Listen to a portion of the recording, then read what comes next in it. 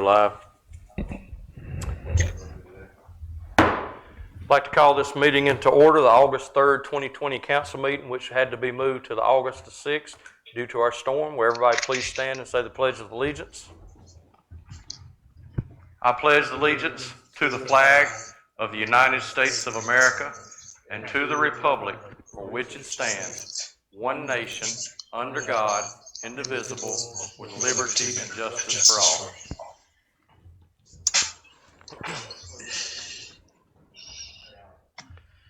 I want to welcome everybody to our meeting. I want to tell everybody how thankful we are for the citizens and for our people that work for the town. As we went through this storm, we were very lucky. Our sister towns didn't favor us well. We just hope that you reach out to them and let them know we're thinking about them through this hard time. Does any member of council have a conflict of interest or the appearance of a conflict of interest with any regards to the items on the agenda? If so, please state at this time. Mr. Nern? No. Mr. Corbett? No. Mr. Phillips? Mr. Borman? No. And Ms. Harris? No. Thank you. Moving on, amendment and approval of the draft agenda. One that I want to add, the presentation tonight, due to a scheduling conflict, we'll be moving this at the end to the direction of to the next month on the first meeting of September. The guy apologized, it was just a scheduling with the weather change. Anybody have anything? Mr. Nern, you got anything? No. Mr. Borman's good. Ms. Jan, you have anything? I'm good. No. Okay. Mr. Phillips? Nope. Go ahead, sir. I do. Thank you. First off, we've had a couple of issues that have been up in the air as a result of this hurricane that we got hit with. So I'm going to read the August 6th, that's this afternoon, email that was sent out by the town clerk. First on garbage pickup. Waste Industries GFL will not be collecting trash or recycling this Saturday for those who receive the service. Okay. The town has, however, procured services from our yard waste removal contractor to collect the roll cart trash cans only, roll cart trash cans, on Monday, August 10th. If you normally receive Saturday collection, please place your trash carts out Saturday evening. Sunday evening, thank you. Again, recycling and dumpster services usually scheduled for Saturday will not be collected this week. Second part of that email is storm debris. The storm debris removal will begin on Monday, August 10th by our yard waste removal contractor. We would like you to please try to conform to the town ordinances as best you can. That's tie them, keeping them 4-foot bundles and 50-pound weights. However, if you cannot do that, we understand, put them out, and we will try to get them picked up as soon as we can. The town may have to make multiple passes over the next 2 weeks, as it will take longer if the piles are not properly managed. Please be patient. Please make sure your debris piles are out by Sunday evening. Did I get all that? Yep. All right. Another item, just to reiterate, the mayor, thank you to all the town staff for their work before, during, and after the storm. There's lots of hard work, lots of dangerous work done, including the support by our police and fire department, the OIB, the clearing of the causeway by the Public Works Department, repair of the walkways that's already taken place. There's been a tremendous amount of effort on behalf of the citizens already. Another item, if anybody who's been to the beach will notice that our dunes took a big hit. They did their job by protecting us and holding back a lot of the storm surge. However, now we have people that think you can slide on them, play on them, and crawl on them. Please stay off the dunes. If you see anybody on the dunes, ask them to get off of the dunes. They are very important to the safety and survival of our beach area. And that's enough for right now. Got it, sir. Thank you. All right. If there's no further discussion, we'll move on to the general council discussion. Mr. Nern, do you have anything you'd like to add? No, I'll be bringing up about island parking to put it Okay. on the disposition. At the disposition at the directives. end? Yes, sir. Ms. Harris, do you have anything? No, I don't, but I also would like to see parking on our disposition of directives. Yes, ma'am. Mr. Corbett, do you have anything as far as the general? Actually, I'll add one more. That's, Okay, go ahead. we have several walkways still damaged and taped off, marked off, barricaded off. We already have people climbing over the barricades and going down to the beach and then hauling stuff and tossing it over the edge of the dunes to get down there. It's a very dangerous process to go over those walkways that have not yet been repaired. So please stay off the walkways that are closed. Thank you. Mr. Phillips?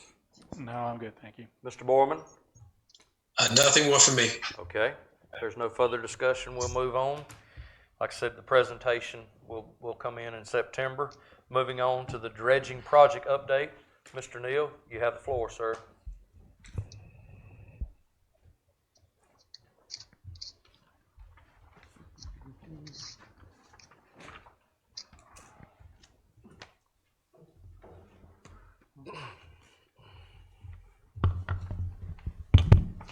Thank you.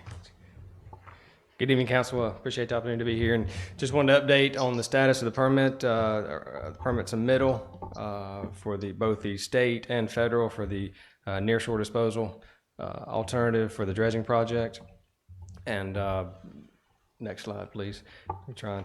What I want to do is just talk about just review a little bit. In short, the state permit that works. That works. Well, it's delayed. Okay. In short, the state permit has been submitted. It was submitted on Monday. We anticipate the federal permit to be submitted within the next 2 weeks. We are reviewing that at this point just to make sure we based on their comments, based on the Corps' comments, we want to address that as detailed as possible. And so we're combing through that as effectively as we can to make sure that we include every detail and data point that we can. But so that's the take-home message. Just to go through the outline, though, we want to talk about what the project is, what this as at this point, and then go through the status of the permit application, and then talk about moving forward. We anticipated having these permits submitted by now. That did not occur, but again, we're trying to focus on the comments that we received from the Corps in our agency meeting, and just review that again. But and then next slide, please. Just looking at the project description or plan view, we have changed. This is just a quick review.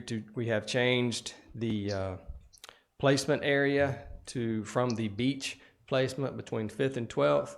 We're moving that offshore and extending the length, so we have a narrower or less density for placement going between 3rd and 13th Street. We have a goal of placing about 25 cubic yards per foot. Typically, we want to place between 50 and 75 cubic yards per foot to actually have something substantial out there to leave some protection. In this case, we're trying to thin it out, so to speak, so it can blend in with the natural contours and essentially not notice that we're there. And at 25 cubic yards per foot, that's about the lowest amount we can place for the contractor as the material's coming out of the pipeline, so that he can move and place that 25 cubic yards per foot over a 250 foot width, so that we do not want to be able to see any sides, any effects, any resemblance, any leftover mounds of this nearshore placement. But again, between 3rd and 13th Street is where we're a 2,000 foot length by 200 foot width. Again, 25 cubic yards per foot. So that is the new, that's just a quick review of where we're placing that. Next slide, please. Next slide just shows a typical profile of what we're looking at. Again, we anticipate 40,000 cubic yards that we're going to be dredging. That's based off 2016 surveys. We will need to update that, but our design area has the capacity for 65,000. And again, that's so we can spread out. We have plenty of room to place it. We're not mounting anything up. Our goal is to once we're done, you won't even know that sand was placed out there, and that's based off the feedback we heard from trying to place it on the beach. The residents did not want to see the sand. They did not want the more additional sand, and so we're spreading it out, thin it out, so that it would not have those impacts, those visual impacts. Next slide, please. And the next slide just shows why we chose the area we chose. This is the only area this is using state data. Just shows the only area that may be eroding. And they used two data points, 1981 and 2016. And based off those shoreline positions, we're showing that between approximately, I believe it's in that 3rd to 13th Street area, we see some erosion over that time period, 1981 to 2016. We see some erosion. It's only a foot per year or so. So it's not an extensive amount, definitely not below the state average and still in good shape. However, we looked at that area going off that science and to pick the one location on Sunset Beach within reach of our project that would benefit if we were able to place some sand in that area. Next slide, please. And so with the next slide, just bullet points. Again, the CAMA permit, the state permit has been submitted. We submitted that Monday. That comment period is open. They have a 30-day period. And that 30 days, they really have they say 30 days, but it's 30 days from the date they receive notification. They have not received notification. So they probably have until September 17th or so for comments. We, in the next week or so, need to send out notifications to each address, to each property that is beachfront. We're targeting between the inlet and the pier, just as if they have any potential of being impacted by this project or being part of this project, whether it be the pipeline in front of their house or actually sand placement in front of their house or sand placement drifting in front of their house. We want to notify those property owners so that they have an opportunity to comment.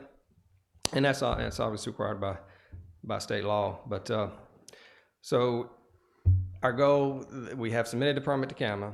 They have a 10 working day review period. They review the application for completeness. That review period will be over with on the 17th. So their 75-day clock, they have 75 days to review it. That would put permit issuance on Halloween, October 31st. And I did not look to see if that was a Monday or a Sunday. But October 31st would be their calendar day that they would need to have a permit decision. They have the ability and the authority to extend that an additional 75 days. We expect if they receive a lot of comments, as previous permit submittals have done, then they will extend it just to make sure they dot their I's and cross their T's and address those comments, or to review those comments to see if all are significant. If they extend that 150 days, they would permit in mid-January. That still leaves time to construct this year for South Jinks Creek, Turtles, and Mary's Creek. So that we would be pushing that March 31st deadline, but that still allows us the opportunity to construct this year under that schedule. So the CAMA permit is, and we don't expect, since we are required to do nearshore placement by state law. So we are following their rules. So we don't feel the CAMA state permit is going to be an issue. Nearshore placement is one that they require. We've tried to do other options, and they said no.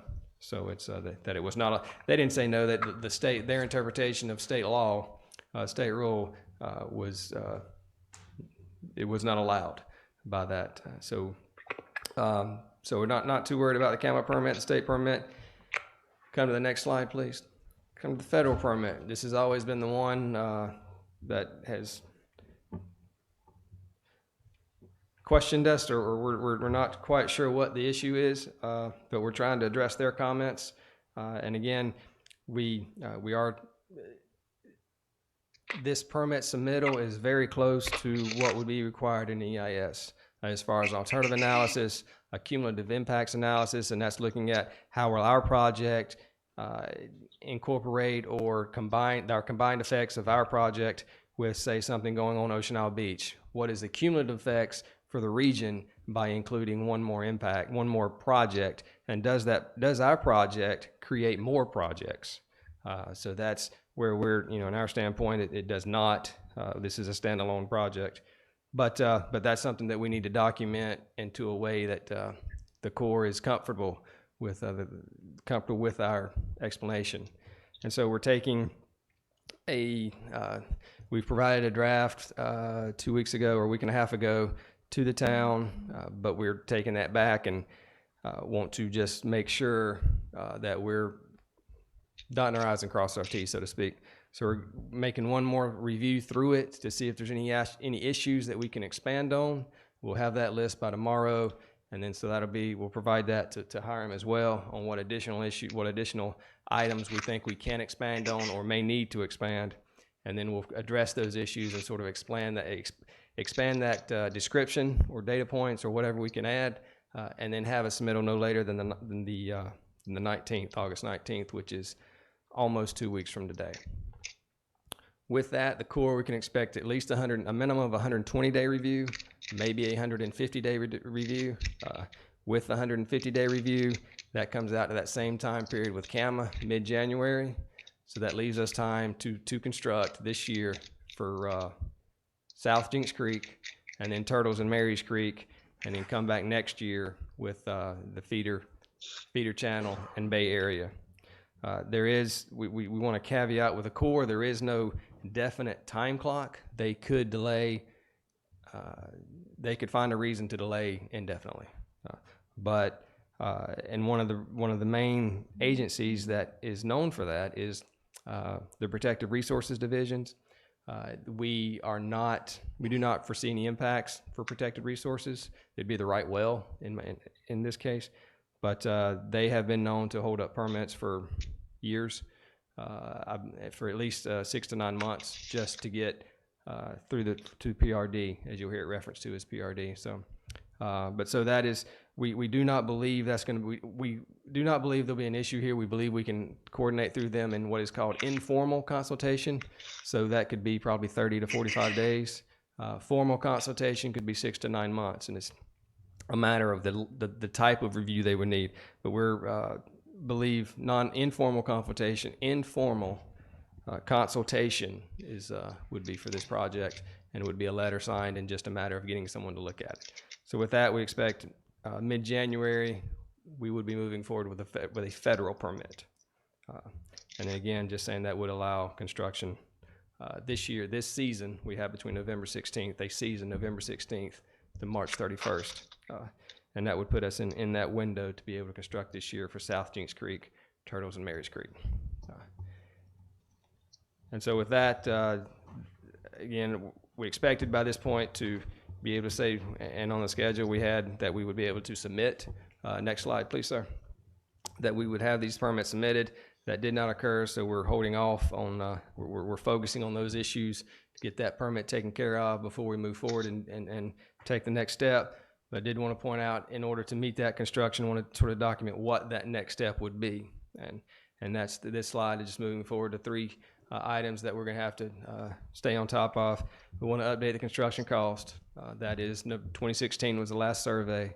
We need to update those volumes, and that would be a survey and then a volume analysis. Look at how the material has shown in, what is the controlling depth now, and so we can update the cost for the project. Also preparing the construction documents and bid documents, move forward with that, as well as we want to continue that agency coordination through the Corps of Engineers. The federal agencies, we think that there'll be, I don't know about substantial coordination, but there will be additional coordination required in order that, especially through the informal consultation with Corps of Engineers.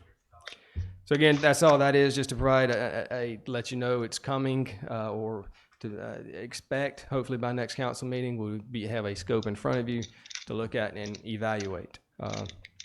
And that's all that is for moving forward. But so again, that's the next slide, and that's the last slide. Just wanted to provide that update. We obviously, again, anticipated having both the state and federal permit submitted at this time, but we feel like it's worth stepping back and just making one more final review, and have outside, in-house in Moffett-Nickel, but outside staff look at it to see if they can see anything that we possibly missed. And so that is, I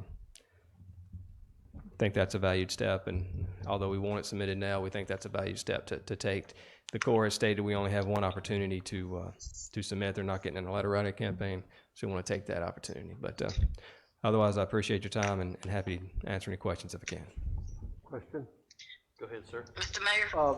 1 second, Ms. Harris. We just went through a hurricane that took a big slice of our sand dunes away. A lot of it right in this area, 3rd to 13th Street. Does that change the calculation? Would that qualify for an emergency restoration? Could we put the sand there? Could we do it without delaying the project? Would there be legal implications for the owners of the property in that area? Is it something to consider, or is that a red herring that'll just delay the project significantly? Without the beachfront property owner's consent or support, it would delay the project. If they would support it and recognize the need, then it would, it would expedite the project substantially. So the damage to the dunes in itself would not justify putting sand there, even if the owners did not approve? Correct. But if they would approve, Robert, would that take away the need for any public comments? Well, if they would approve, we have a state permit to do that work now. So we would only need a federal permit, and the federal permit, they withheld. They could actually probably jump in the camera permit, but it would make it a lot easier, to put it simple. If they would support it, if the beachfront owner supported placing sand on the beach anywhere on Ocean Isle Beach, anywhere on Sunset or Ocean Isle Beach, then it would be a benefit to the project and expedite it. Now, yeah, it would expedite it most likely. Would that require 100% of the owners affected to approve, or would there be some type of a majority percentage? It would need 100% of the properties we use. We wouldn't have to use all the properties. So anything that we place construction equipment on, we would need their consent on.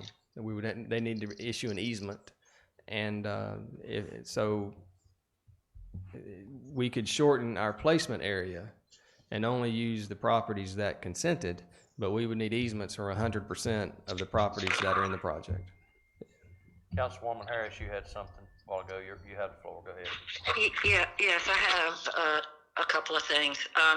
First of all, as liaison to the dredging project, I would really like to see the draft of the permit applications, and I would also like to see the final permit applications, both the Corps and for the state, before they're sent in.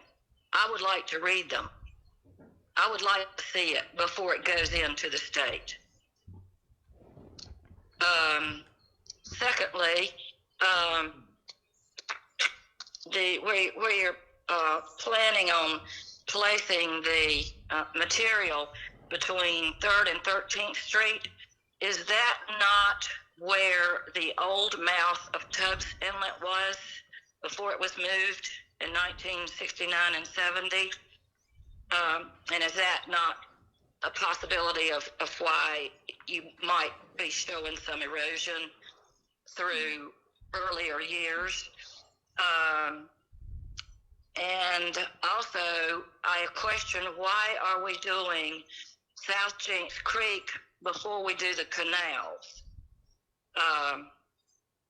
I don't understand that. The canal owners need it badly, and why don't we go ahead and get theirs done before we do South Jinks Creek?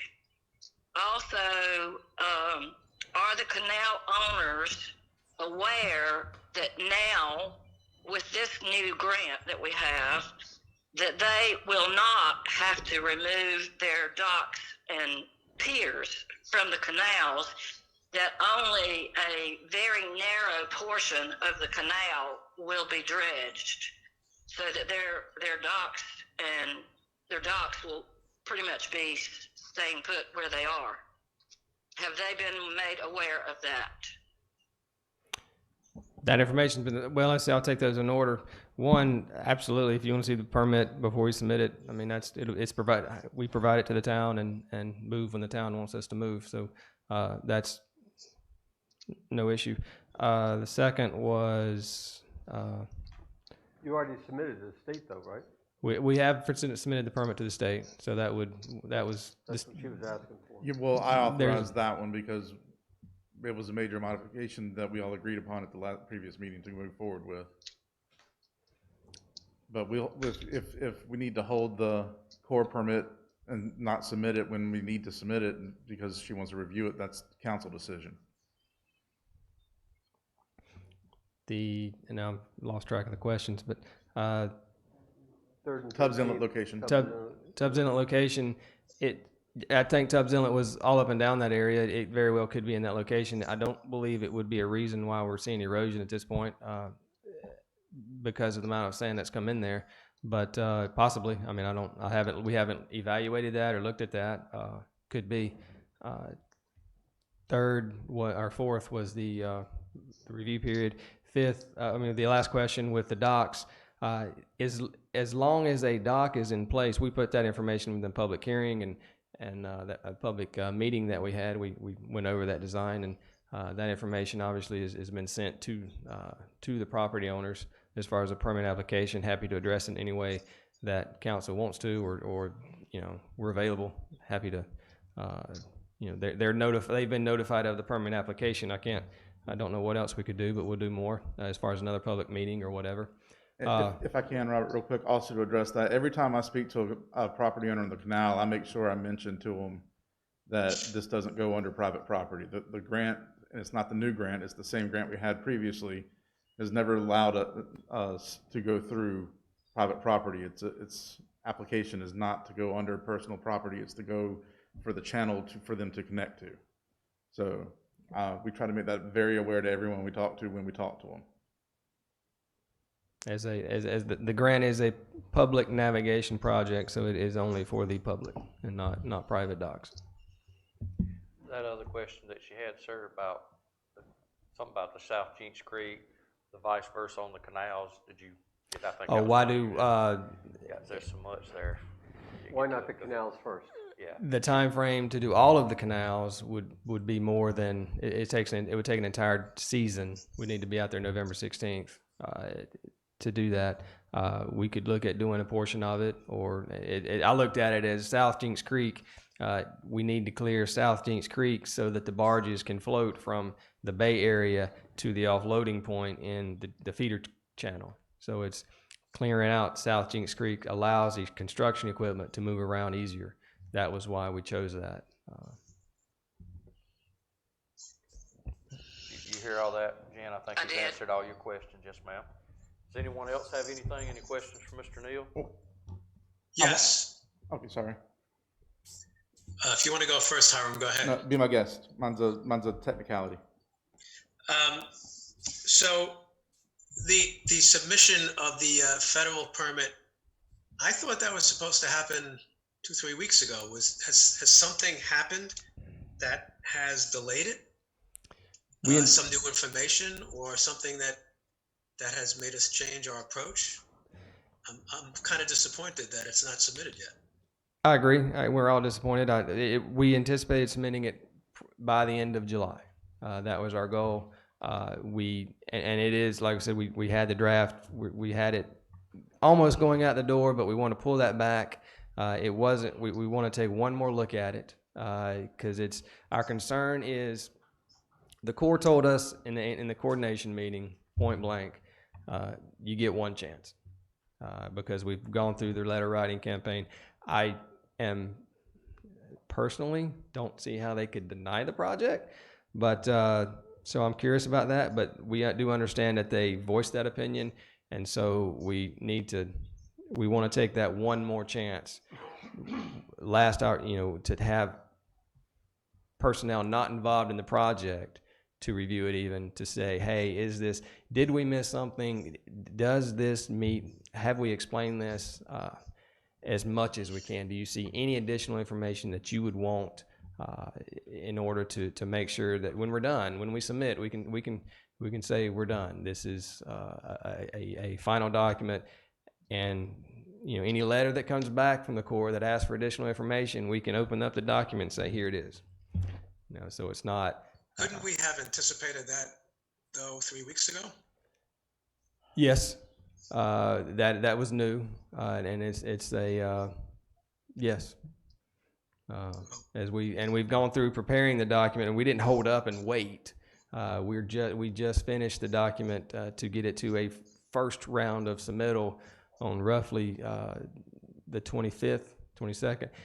In that time frame, now there is some reformatting that we wanted to do to address core concerns, and I believe Don or Doug may be able to address this, but I think we reached out to the Corps to get an initial review. But the answer to the question is yes.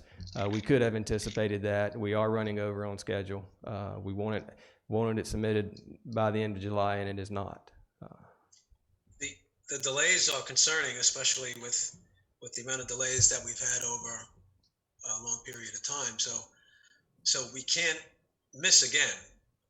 This application has to go in, and there should be no delays to that happening. Yes, sir. No, I understand that completely, and with you on that. The second question I have is, so I think you said that the comment period is now open for the state Yes. permit? Yes. Do we have the contact information on who those comments should be sent to? Yes. It is. We provided a notification that's going to be mailed out to the property owners, and it's Tara McPherson. It's the same contact as it was, the DCM office. Okay. And so that is it's the same one as it was, and I being short because we just provided that the application to hire them, and have been in communication through email providing that contact information. But it's Tara McPherson with DCM in Wilmington. So we can have comments start to go to her, yes? Yes. Yes. Okay. So back to what John mentioned, Councilman Corbett mentioned about the change in the state of our beach. Would it be worth? Do we know who were the residents that were strongly opposed to us having the sand placed on the beach, or at least accessing their properties? I don't know how many people that is, but would they have a change of heart when they see what the beach, what the dunes look like now? Because to me, I mean, if we can avoid the public comments, that's the only reason for us to really go after that. Right. That would seem to be a significant savings in terms of time, at least. I don't know about cost, but certainly with time. Is that worth pursuing, or you think I mean, we could maybe there's one or two people that we could approach and say, you were opposed to it before, have you changed your mind? There were 97, 99 comments that came in opposed to beach placement last time. And we do have the email addresses for all.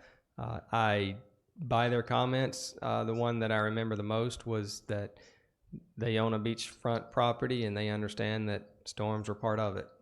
I don't think this would change their mind. It's not out of the question to send an email or a phone call and ask.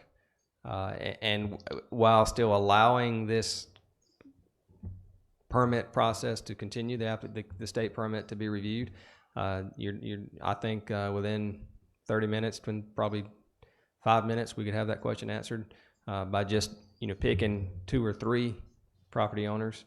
I don't think it would slow down. I think we could very easily if send a phone call. If it's 30 minutes or so, I think it's worth asking. Yeah, I mean, I'm with you. I do not expect a positive answer, but it's probably, yes, we've thought about asking that question without delaying the permit. And one last question about the comments period. So once the federal permit goes in, does that comment period open, and who would the contact person be for that? There would be a different comment period for the federal permit. It would have been Tyler, the same as last. He is, although he is now on deployment, so I do not have the name of the new contact. And Dawn or Doug may have that, but it would still be the Wilmington District, and they will do their own notification. So they'll send out additional letters to not only, we're mailing the beachfront property owners, they would mail everybody. Turtles, Mary's Creek, Feeder Channel, Canals, Bay Area, and the beachfront. So they'll give everyone an opportunity to comment. You're only mailing to the beachfront property owners, not to the canal property owners? For the state permit, it's a modification to the original permit, so we only need to notify, and the state has only requested us to notify those properties or residents affected or may be affected by the modification request. So we're not changing anything with the dredging project. So the dredging is still the same for the state permit. But they will accept comments from anybody. Yes, yes, their state office, yes. Okay. That's it for me. Thank you. To be clear, are you going to, or will you send an email to the oceanfront property owners and see if they'd be willing to let us put the sand on the beach? I will be more than happy to call 3. And you think 3 will do it? You think? Yeah. You don't have to do all of them if you know where you're going to get the one denial. Okay. If you do that, let us know, please.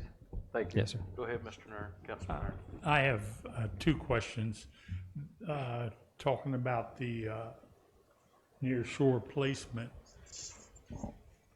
There have been emails sent to the council and anybody else that they think will listen, and there's been letters in the Beacon stating that what's going to be placed on the beach is dredging spoils, or was referred to as muck.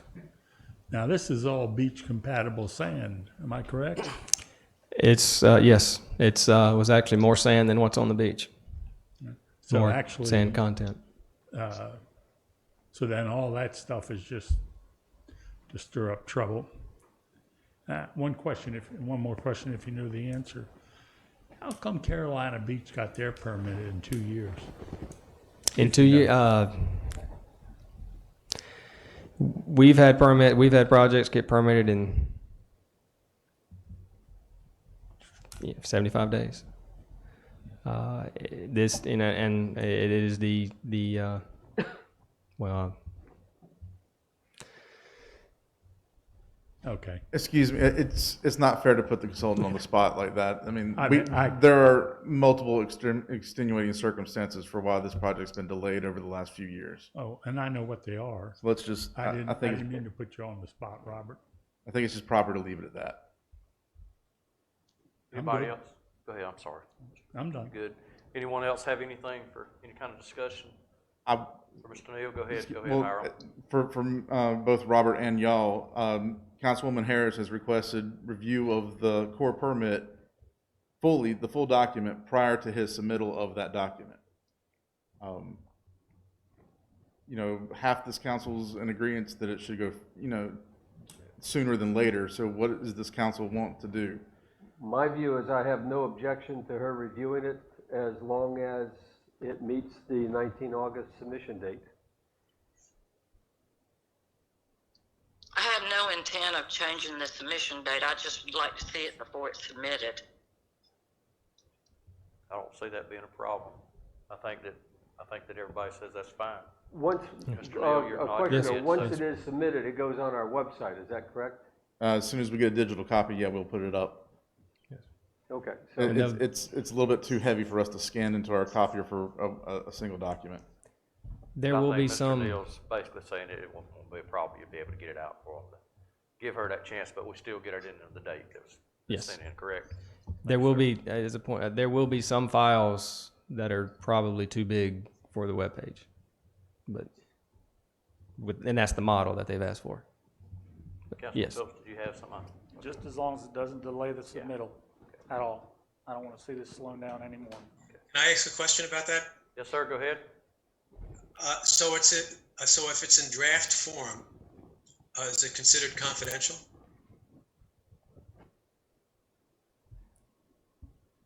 I don't know where it would be, honestly. I mean, any document that we give to y'all that isn't a closed session document technically isn't confidential.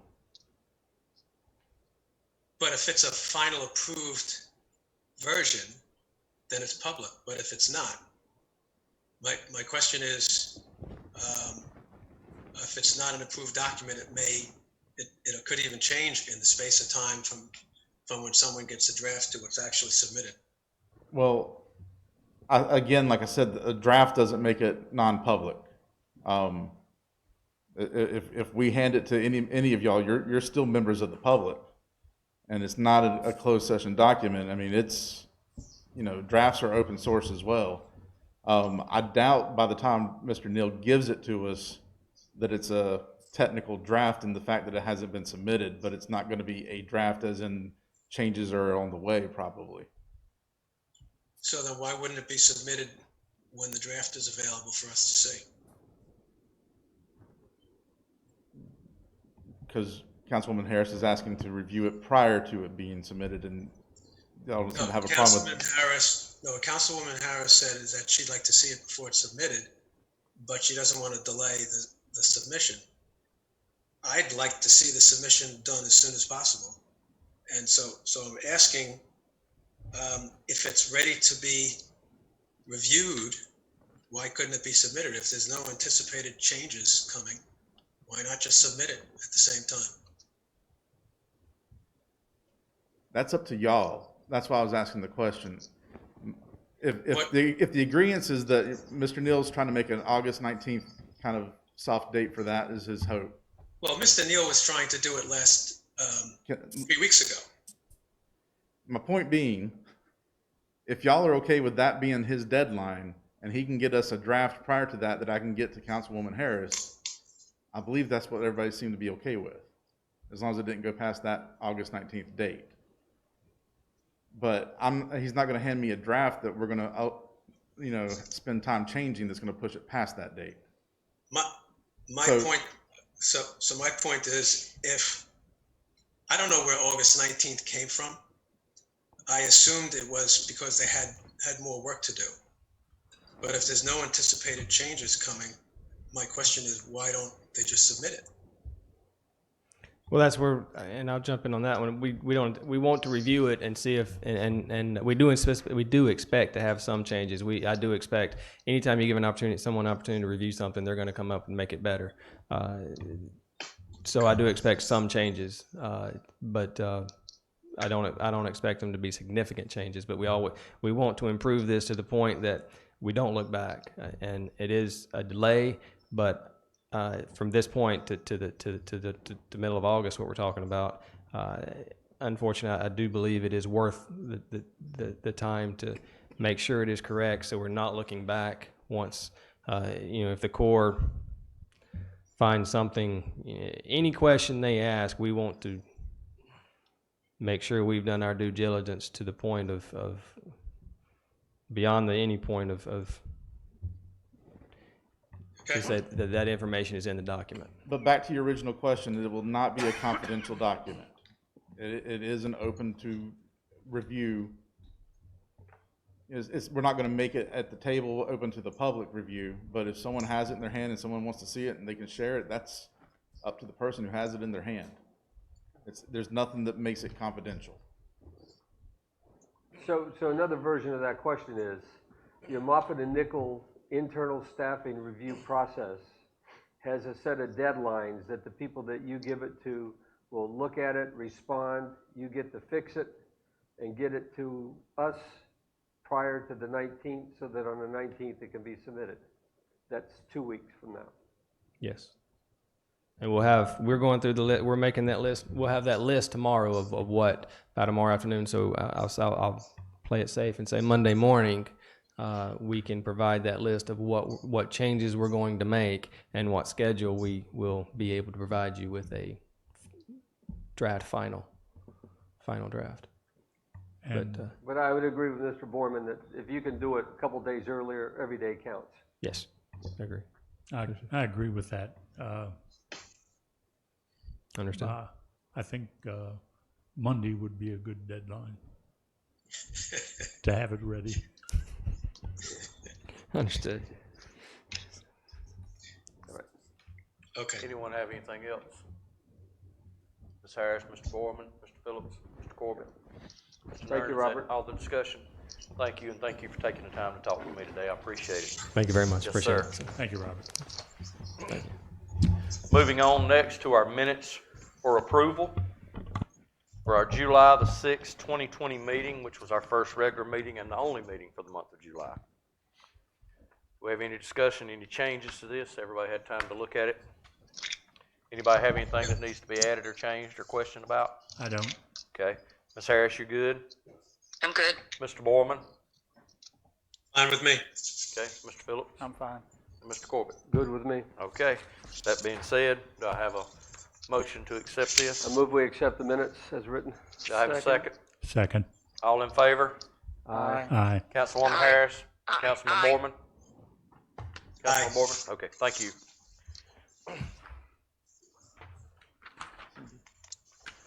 Moving on, it's our public comments on agenda items only. Do we have anybody in the back room? Yeah, there's a couple people. Okay. We'll let them go first, please.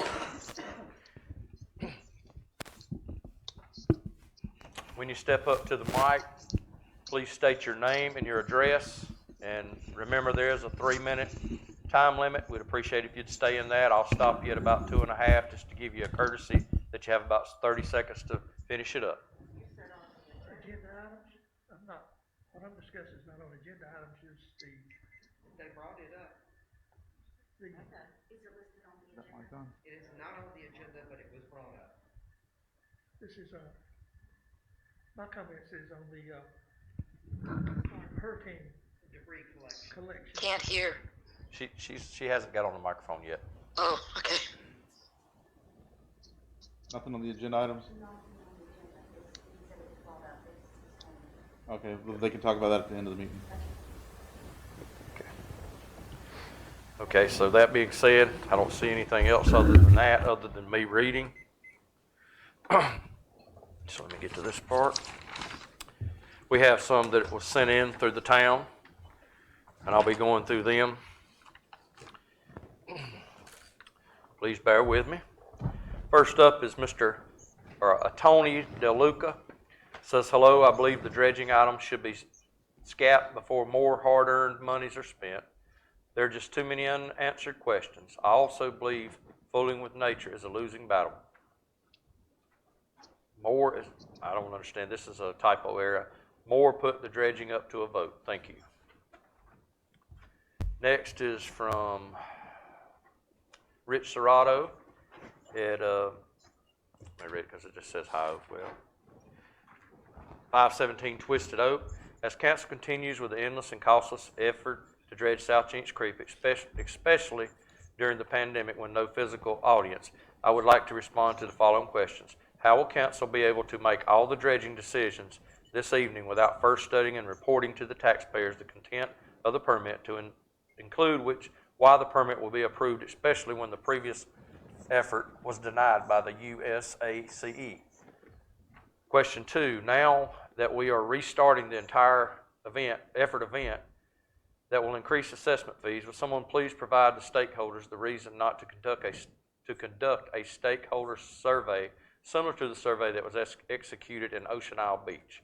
Question 3, according to the North Carolina School of Government, elected officials should avoid any appearance of conflict of interest. I will not be using names on anything that I present. Presently, there are people that could financially benefit. According to this, they will also need, by continuing the efforts to dredge said creek, somebody could financially benefit. They will now also decide the fees in order to determine should it be linear foot or by plat to directly input them. Since the majority of stakeholders that live on the finger canals with their tiny boats, Turtle Creek and Mary Creek, do not financially or navigationally benefit by dredging South Chinch Creek, would someone please explain why the property owners are being assessed any fees related to dredging South Chinch Creek? Question 4, don't you believe the impacted owners, the taxpayers, and the beacon have the right to know? Again, I want to state that the rules of this council are no council member or anyone is named out directly on any comments that come in. That is in our statutes, and that's what we will stick to. Moving on to the next one. Stephanie Starling, 9024 Forest Drive, Sunset Beach. I appreciate the entrance and exit signage for the walkways to the beach. However, they are fading. The tourists are uninformed regarding the need to the walkways as one-way entrance and one-way exit. Can the electronic signs, as you entered item B, share this information, please? I would like to propose making one-way walkways permanent. It has been much easier to negotiate or to navigate the long walkways and not having to avoid bumping into people with the two-way traffic was occurring. I would also advocate painting the handrails red with do not enter and green for may enter. Also have signage on the street to reflect stop, do not enter. Green signage to reflect beach entrance. I appreciate the consideration. Just to answer that on the thing, due to the damage that we've received to a lot of our walkways out here, we have went ahead and changed the ordinance. The walkways are both ways now. Our best suggestion to people during this COVID is if you feel unsafe, please wear your mask. If you have a mask on, you should be protected. We are not going to micromanage everybody that comes in and out, and we ask that the public doesn't do the same. Protect yourself. That is the main objective. This is from Ted James. I respectfully request this to be read. Mr. Ted James on 37th Street. We have friends at our house now and more next week. The ones that are now are amazed by the people of North Carolina and the visitors from each state who do not care, don't wear masks, when and where they should, and do not even think about social distancing. It is the opposite way we do things here in Hartford County, Maryland. Just one example my friends see every day at Sunset Beach. The crossovers are a one-way mockery of the rules because town does not even try to enforce. When my friends from Maryland stay in our cottage and go to the beach twice a day, they see the same thing day after day. They obey the rules, they wear their masks, they walk the 150 feet the correct way that it is marked. They constantly see no masks on people going the wrong way, side by side, and they have to stop, brace themselves, single file, so they cannot lean over the rails to approximately socialized distancing. If and when they say something about no mask or distance or going the wrong way, they're greeted with finger gestures, mean-spirited comments, and mind your own business, and what are you going to do about it? Worse, they report it to me that often there are two groups of people or near the center at 500 feet, people walking in different directions, stopped and blocked accesses as they challenge each other. Two wrongs never make a right. As many of the council have said one way or another, why have the rules that cannot be enforced? Why indeed? The question by some council member alone demonstrates the unwillingness and the lack of intellectual need to debate, let alone represent the taxpayers and actually solve problems. What do you have if you have rules you knowingly do not enforce? Or you don't have rules because you can't or won't enforce them? By definition, this will be anarchy. That's why, if we cannot address the problems like this one with the COVID as a motivation, how will the council ever solve parking, cabanas, golf cart mania, Main Street sidelights, filthy bathrooms, dredging for a few paid for by many, and out-of-control planning and development leading to a 25% increase in the permanent Sunset Beach population? Ted James. And to my knowledge, that is everything that was sent in to be read in. That being said, we will move on now to our town administrator report. Thank you, Mayor. Yes, sir. Hi, Robert. Just to update real quick, 40th Street access is still under review to find ways to improve it for ADA access. However, with the recent scouring of the dunes and exposure of more of the area with the CAMA guidelines, I've got an architect coming down hopefully next week to discuss options so we can fully ramp it securely and hopefully prepare for any dune accretion, but stay within the CAMA regulations.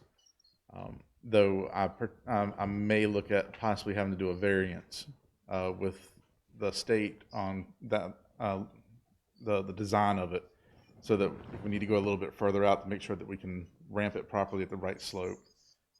So this is a ongoing project, but we had the funds for it in our beach erosion fund. Recycling applications should be mailed out. Actually, they should be arriving, I think, next week. If not, yeah, they got mailed out yesterday, so it should be arriving sometime this weekend or next week. To all the current people that receive recycling, we didn't do a full round like we did last year. We feel that the number of people that would have reached 2 years in a row and the likelihood of more people signing up wasn't worth the additional about $3,000 of mailing.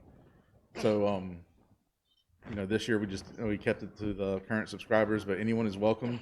We'll have applications that we have online. People can sign up for recycling. It's cheaper to do it through the town than to do it straight from Waste Industries. But just please fill those applications out as soon as possible. There will be a fee if you want to have recycling, but you don't get the application in on time and pay. They will remove your cart, and then we have to pay a fee to bring that cart back. So it's like $25 fee. So get your application, get it in back to us as fast as you can, just to ensure continued service. We are. Excuse me, will we send out notices, electronic notices also, that this is what's going on, that if you haven't received a application in the mail, you can still go online, get it? I mean, just, We can prepare an e-alert for that. yeah, thank you. We will be inspecting Jaguar's Lair progress on the 17th. We tried to get it as soon as we could, hopefully before this meeting, but they wouldn't do dates before the middle of the month. So the day before our next council meeting, Mr. Graham, Mr. Michaud, and Mr. Rademacher or myself will go in there to inspect the progress that they've made since our last inspection back in November of last year. Between COVID, the hurricane, whatnot, I'm sure some of it has slowed, but since construction activity was a permitted work activity under the governor's orders, I don't see any reason for why it should have slowed too much. But we'll have a report for you at the next meeting. It won't be in your packet because, like I said, it'll be the day before the meeting, but we will have a report for you at the next meeting. As Councilman Corbett pointed out earlier, we sent out a notice today that after a few days of trying to work on the issue, when the county instructed Waste Industries not to do their Tuesday route due to most of their Tuesday route customers having had issues from the storm, that took Waste Industries on their superseding contract with the county over our contract.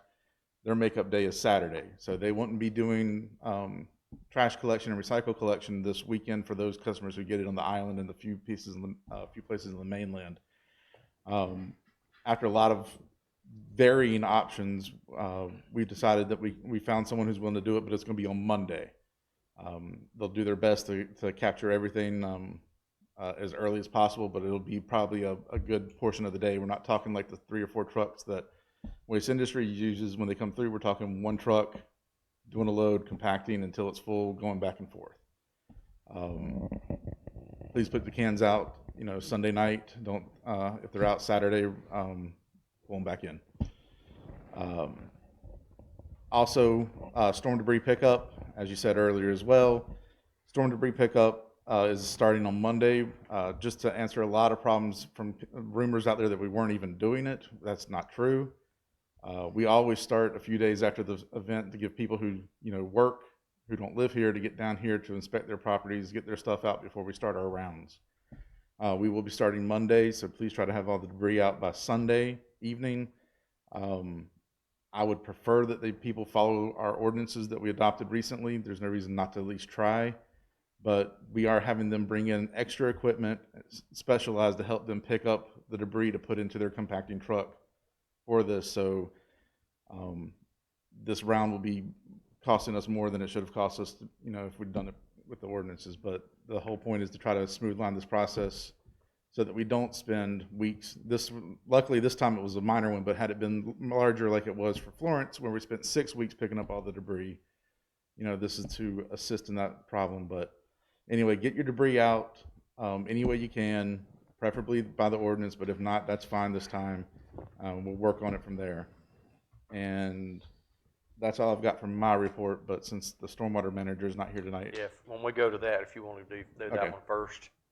Okay, if there's nothing else, anybody got any discussion or any questions for Mr. Marziano? Ms. Harris, are you good? Do you have anything? I'm good. Mr. Borman? Are you Fine. okay? Fine, okay. Good. Councilman's here, everybody's good. Mr. Oh. Phillips, Mr. Neal, go ahead. I'm Mr. sorry, real Phillips. quick, just for funny anecdote, found this out from Councilwoman Harris last night and I called to confirm. Apparently, a certain delivery place thought that there was an ordinance that they couldn't cross our bridge to deliver pizzas. There was no such order or ordinance, so if anybody's upset with the town, they couldn't order pizza from their favorite pizza place, it wasn't actually the town having an ordinance. Just more fun after a hurricane. Thank you, sir. All right, moving on to the departmental reports. As stated, Mr. Marchand, due to him having some very good problems with his house, he's up in Oak Island.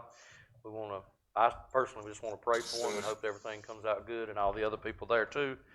But we're going to bring Mr. Marziano. You're going to come with his report. Let's go ahead and start with that one first, please, the stormwater report. It's just a really brief report. I think you got his track in your packet, but he wanted me to mention that all the recently completed drainage projects functioned as designed during the hurricane, so there was an improvement from the work he's been doing. And of the 8 projects scheduled for this fiscal year, 3 have been awarded, and 2 others are in preliminary engineering review.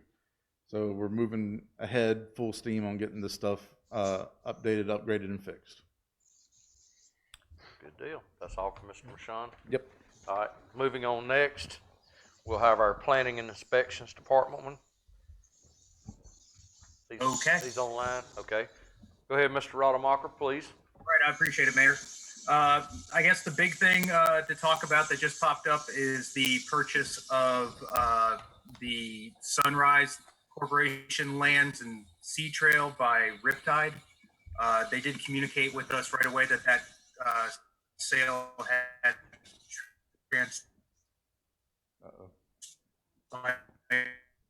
Mr. Rademacher, we've got a bad connection. If you can give us 1 second to see if we can get you straightened out where the citizens can hear you.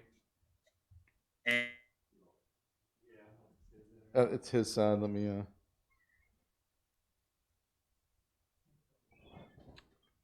That's a lovely picture, by the way, Todd. If we don't get him in the next minute, we can move on to the next one, then come back to him. I put the areas that have Tuesday. I'm going to push him off. All right, we'll come back. We'll come back to Mr. Rademacher. We apologize, citizens. Just that quick. Moving up, let's move to the Public Works Department. Mr. Dustin, will you please come up, please, sir? You have the floor. I'd like to thank the police department, fire department, and the town clerk, Lisa Angler, for during the storm, for all the help that they helped us with keeping the traffic and down while we cleaned the causeway and with everything, and with the beaches. We kept Lisa hopping while during the event with calling her in, giving her updates how to get it out to the people and telling them the shelter in place when the causeway went under the water and the speeds and the wind speeds. The beach, yeah, we lost between 20 to 30 foot of dooms out there on the beach. Yeah, some of the walkways took a hit. The west side done real good. We didn't lose no walkways on the west side. The east side, we lost 6. We had damaged 6, but we've already opened 2 of them back up. We've got 3rd Street open, and we've got 5th Street back open. I've had wood delivered today to start preparing for next week.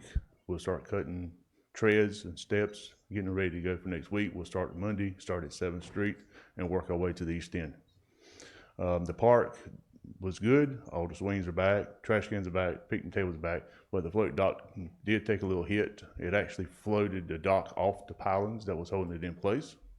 So we lost 3 floats out from under it, and the wheels messed up on the ramp that floats up and down on the floating dock itself. So it will be repaired in the next couple of days also. But road-wise, we done good with roads. No damage. Anybody have any questions for Mr. Graham? I do. The causeway and all the debris that's left there, does the town try to clean that up, or the NCDOT? It's their road, but it's our town. DOT reached out to me Tuesday. I told Iris what was there and informed her what was about to float and the picnic table and all that. She's okay, but they didn't give me if they were going to come and clean it up or not. I don't know, but I can reach back out to her and see what's going to be done. If not, it's going to fall to us. Okay. Go ahead. I did see part of a floating dock on the right hand side as you came up the causeway the other day.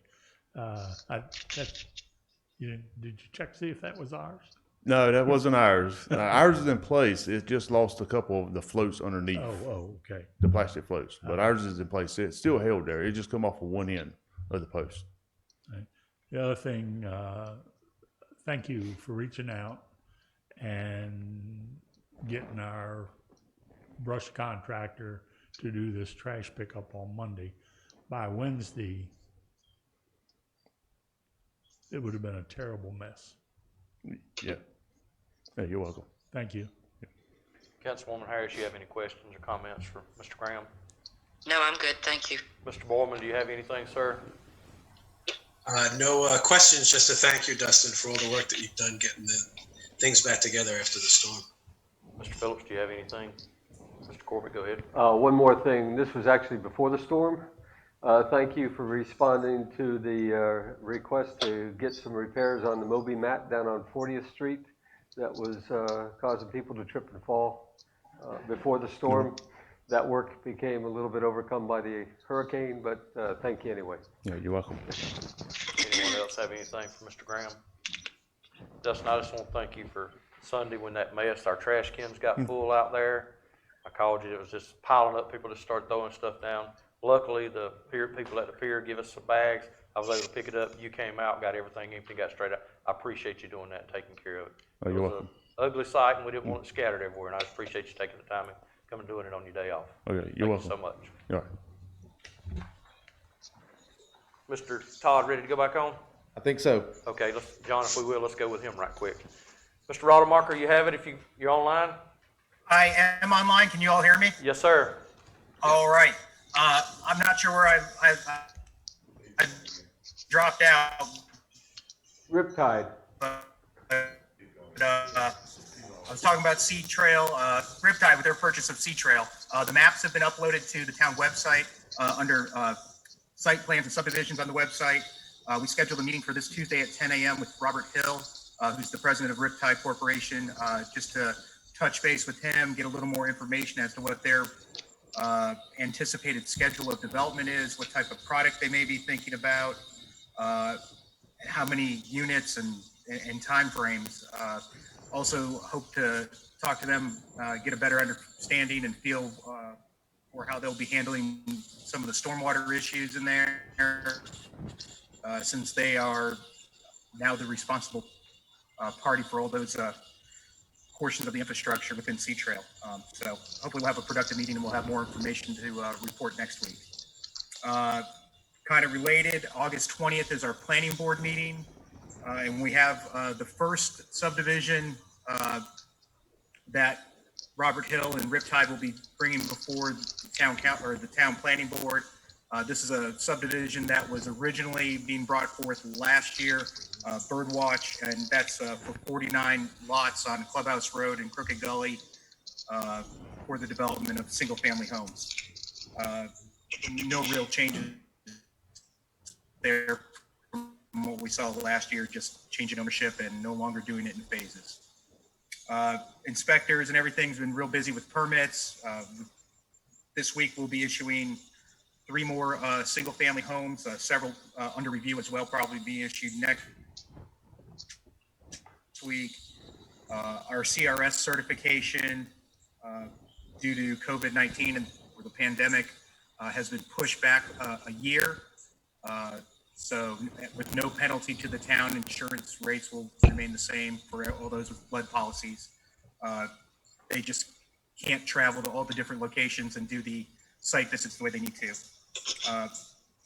We did put out a notice. I worked with Lisa and Hiram this morning and put a notice reminding folks to secure their docks, get their proper CAMA permits and building permits for repairs, and just make sure all that's in line for the storm. And we'll follow up with all that as needed. Hopefully everybody after this weekend gets a chance to get down here and get their properties situated. We currently, at least at the time of this report, have 14 houses on the island and 21 on the mainland. I think since my report was done, it's a little bit less than that right now. And then other than that, working from home's been good. We all have laptops now provided by the town, and have access to the OneDrive and all of our files. So that's making this work very, very well for our department and keeping us involved and in line with the citizens and our clients. That's all I've got. Thanks, sir. Anybody got any questions or any comments? Yes. Go ahead, Ms. Harris.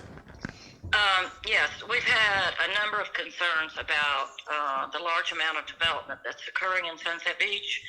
And I believe we need to ask our planning board or somebody, we need to take a good look at our Camel Land Use Plan vision statement. That vision statement is very important, and it's supposed to guide how we develop. And I believe that our ordinances, as they are crafted right now, are not in keeping with our Camel Land Use Plan vision statement. And I think this is something that needs to be looked at, and looked at quickly. That's just a suggestion I have. And I hope that we can do that. And also, with these large developments that come in, that people are concerned that these developments get approved by the planning board and don't even come before council for approval. I know that years ago, large projects used to come before the council, and we would have public hearings on them. So, I don't know why the change. I'm not sure I remember why the change. But I think, again, these large projects should probably be approved by the council. So I just offer those two suggestions. Thank you. Mr. Rademacher, you got anything back on that yet, or I think we've lost him? I think we lost him again. I can answer some of those. Well, can I ask a follow-up that will go to that? Yeah. What authority and what basis does the town have to deny approval for a project? One, within the town limits, two, within the ETJ. And those are the only ones we deal with, right? Right. It's the same for either town limits or ETJ. Our development ordinance covers both boundaries as the same ordinance for both. If it complies with the ordinance, we have no grounds for turning it down. There are certain things that you can. Are you back, Todd? I guess not. He's froze. There are certain things that you can and cannot regulate. Todd will be able to explain that more, but that we can take that to the planning board and have them look over everything. That's not a problem.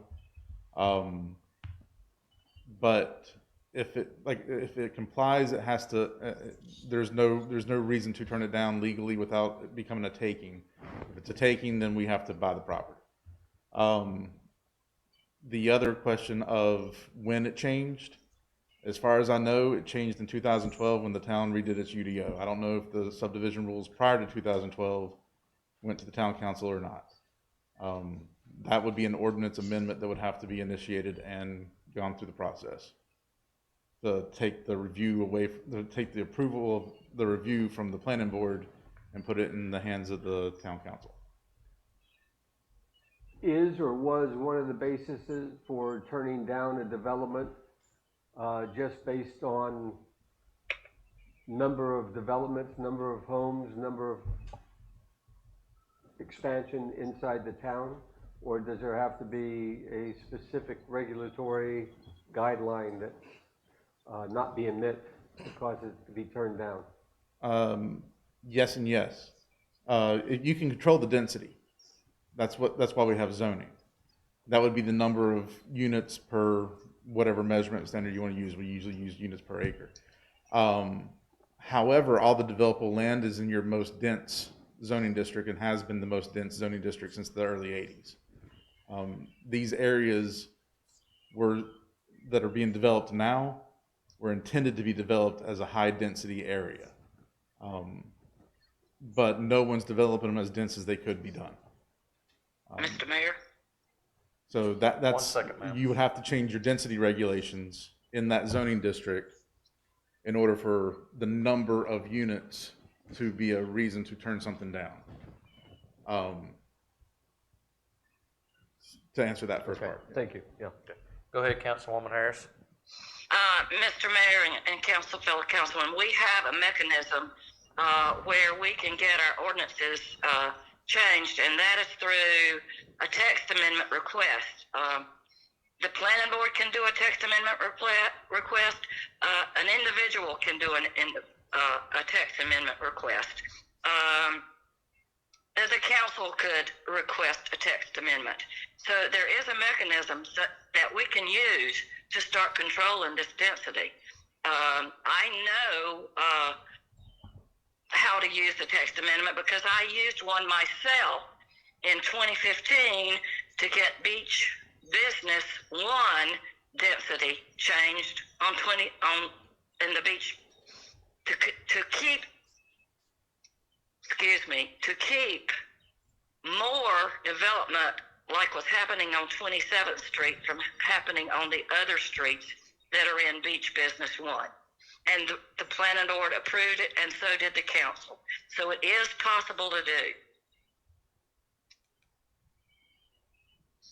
Okay. Thank you for that information, Councilwoman Harris.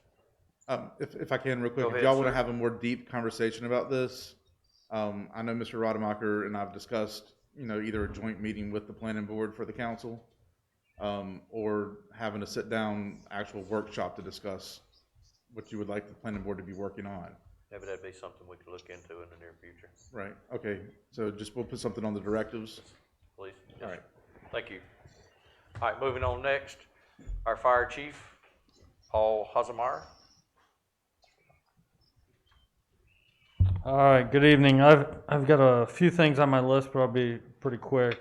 First, restoration company 1-800 Board Up offered to cook lunch at the firehouse last week or the week before and spray and disinfect all our fire apparatus for the COVID stuff. So I'd like to publicly thank them, and that was a good deal for us in the town. Who was it? 1-800 Board Up. It's a restoration company. So they're out of Myrtle Beach, but that was a good thing. Also, I'd like to thank Dustin's crew on behalf of the Beach Patrol too. They've been out there several times. Prior to the hurricane, we had a couple incidents of cabanas flying and different things where we called them on a moment's notice, so they helped out there. We're still working on the fire apparatus replacement plan and purchase. That's actually myself, Mr. Marziano, and Mr. Opp have a meeting on Monday, so hopefully we'll keep that moving forward and later this month have some more updates and hopefully a little bit more of a definitive plan on moving that project forward.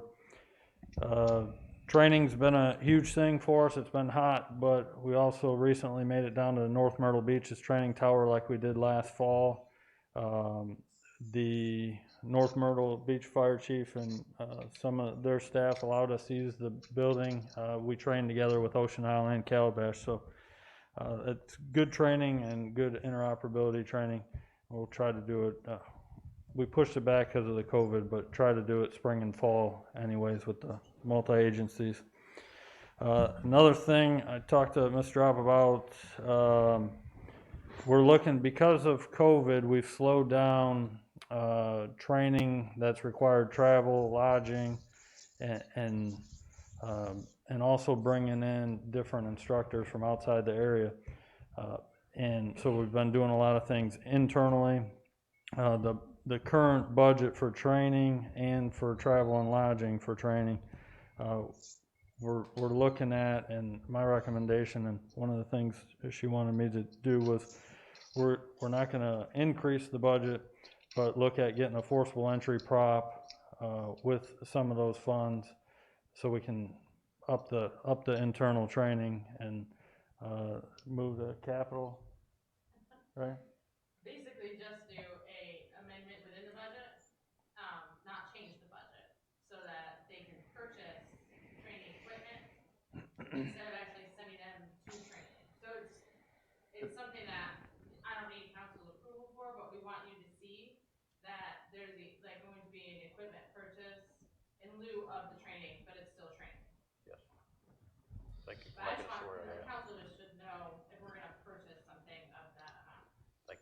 And just real quick, because people watching couldn't hear Ms. Drop, she's just mentioning, for the public's sake here, that it's a transfer from the training line item to the capital line item to be a complete, it's a wash, no increase in funding.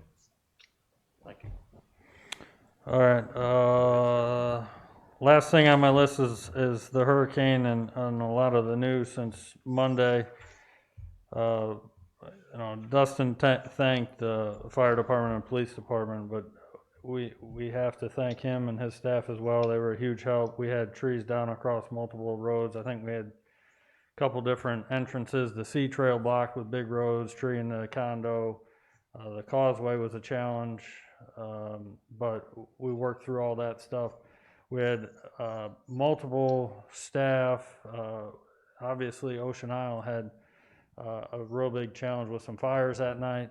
We supported them as much as we could, and there was a lot of our volunteers paid on call and full-timers that live close that were on standby at home, and we were able to get them in to help backfill some stations, or both stations, so we had plenty of staff. The Ocean Isle event started about when we were getting the eye wall at 11:15, I think, was when that came in, and we were busy running around when the calm of the eye was here, clearing some roads and figuring things out. So certainly thanks to Public Works for their help, the police officers that were on duty.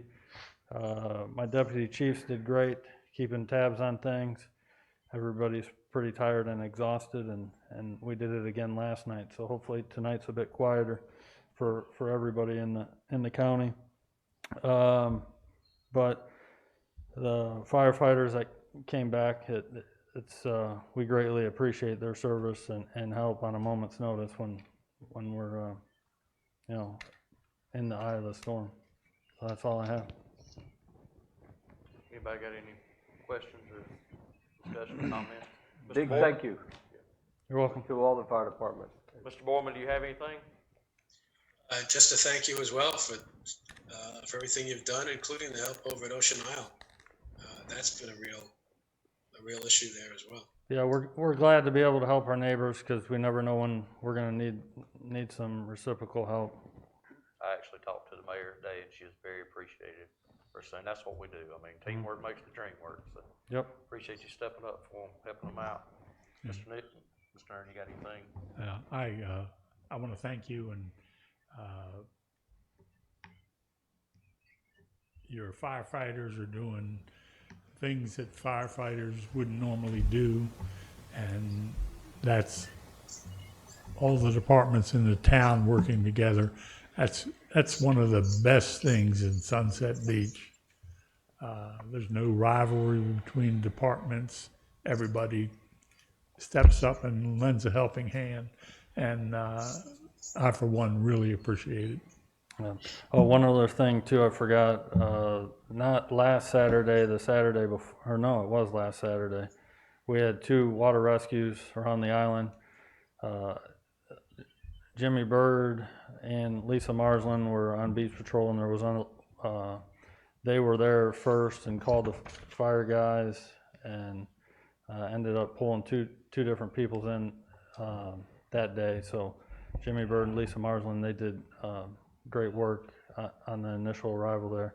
And then the following day on Sunday, and this is all relative to the rip currents and wave action from the storm coming, but there was a couple other people that got pulled out too on Sunday. So the beach patrol staff's done a very good job in trying to keep people safe out there. Right. Councilwoman Harris, you have anything? Nothing other than a big thank you to all the work that you and your fellow staff do. I appreciate it all, especially in these difficult days of COVID and hurricanes. Thank you very much. You're welcome. Anyone else? Again, thank you. Yep. Thank you. We really appreciate it. Next up, be our police chief, Mr. Ken Claymore. Well, good evening. How you doing, sir? Good, thank you. So we've been busy for this time of year, which is typical, but obviously there's some different challenges that we're seeing too with COVID and masks and different ways of doing business, but we're keeping out there. We are doing our best to enforce all the parking and ordinance regulations that we have that come with the summertime. As you'll see in the packet there, parking enforcement is ongoing every day. I've got questions from some folks that say, are you still writing parking tickets for X, Y, or Z? And we absolutely are. Sometimes when folks are on their deck for an hour or so, they don't see a police car drive by, and they're quick to assume that we're just not patrolling the island anymore, and that's definitely not the case. We try very hard in the summer months when we have a shift of 3 to dedicate someone to that island for the majority of that shift, at least from until about 7 o'clock at night, if at all possible, so that we can have a quicker response to where we're busiest, to be quite honest with you. We've seen some cases here lately that have been more involved, which is not typical, but we're working very hard to bring those to closure. I've been here for 3 years now, just over 3 years, and I've been through 3 hurricanes. So I don't know if that's something that I brought with me, but one thing I will say is that the very first year I was here and we started preparing for a hurricane, and we didn't have an event, this was in 2017, but just the way the staff came together and how hard they worked and how knowledgeable they were, and their genuine care for the citizens in Sunset Beach to make sure that they were safe, make sure that we were prepared, I was impressed. And then I did it a couple more times, and it's been the same every single time, and it was no different this year. They did a fabulous job. Everybody came together. Like Councilman Nern said, there's no headbutting or anything like that between the departments. Everybody just comes together and works for the common interest, which is the safety of the citizens of Sunset Beach. That's what we're here to do, to take care of everybody, and we're proud to do it. So thank you, everybody, for the cooperative effort. I have nothing else unless you have questions for me. Any questions? Mr. Phillips? Mr. Corbett? Thank you. Keep up the good work. Thank you. Mr. Nern? Saying thanks to you. Ms. Harris? You have anything? Yes, thank you very much for all your hard work. Thank you, ma'am. Mr. Borman? Chief, again, thank you for me. And just a quick question about the report. These numbers are for the month? They are. They're for the month of June. Yes, sir. So 165 parking tickets for the month? Yes, sir. Wow, okay. Was there, what, 31 days in June? 30? 30 days. Thank you. I don't know if this is appropriate time to say it, but I'm gonna say it anyway. Mr. Sellers reached out from today for Sunset, and this goes for all the staff. He just wanted to invite everybody out. He's gonna give all of you staff, send you policemen, you firemen, public works, anybody that's associated with the town, just as an appreciation, to come out to the slushy pace. He's gonna give you all a free slush. Just want to tell you, he appreciates it. Okay. He appreciates what you've done for the town and the way you work together and do those things. Thank I you. just want to make all y'all aware of that. Let all you people know. Thank you, sir. Thank you. Ms. Tara Drop with the finance.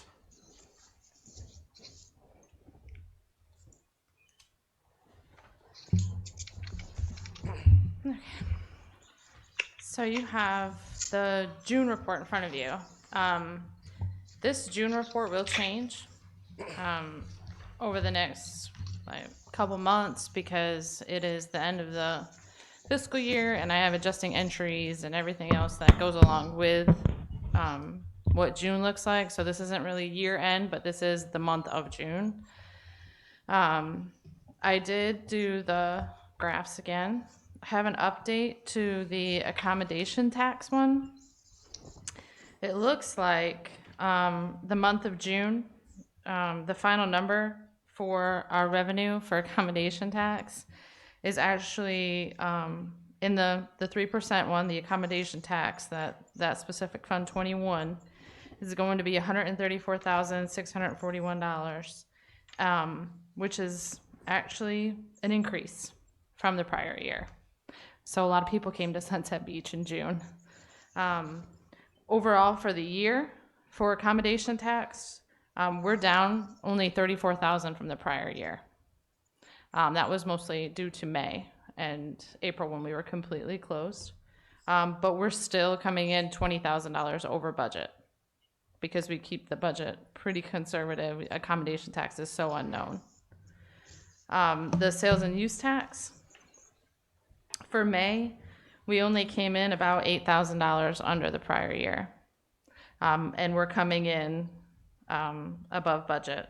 We still have June, that I don't know what June is yet.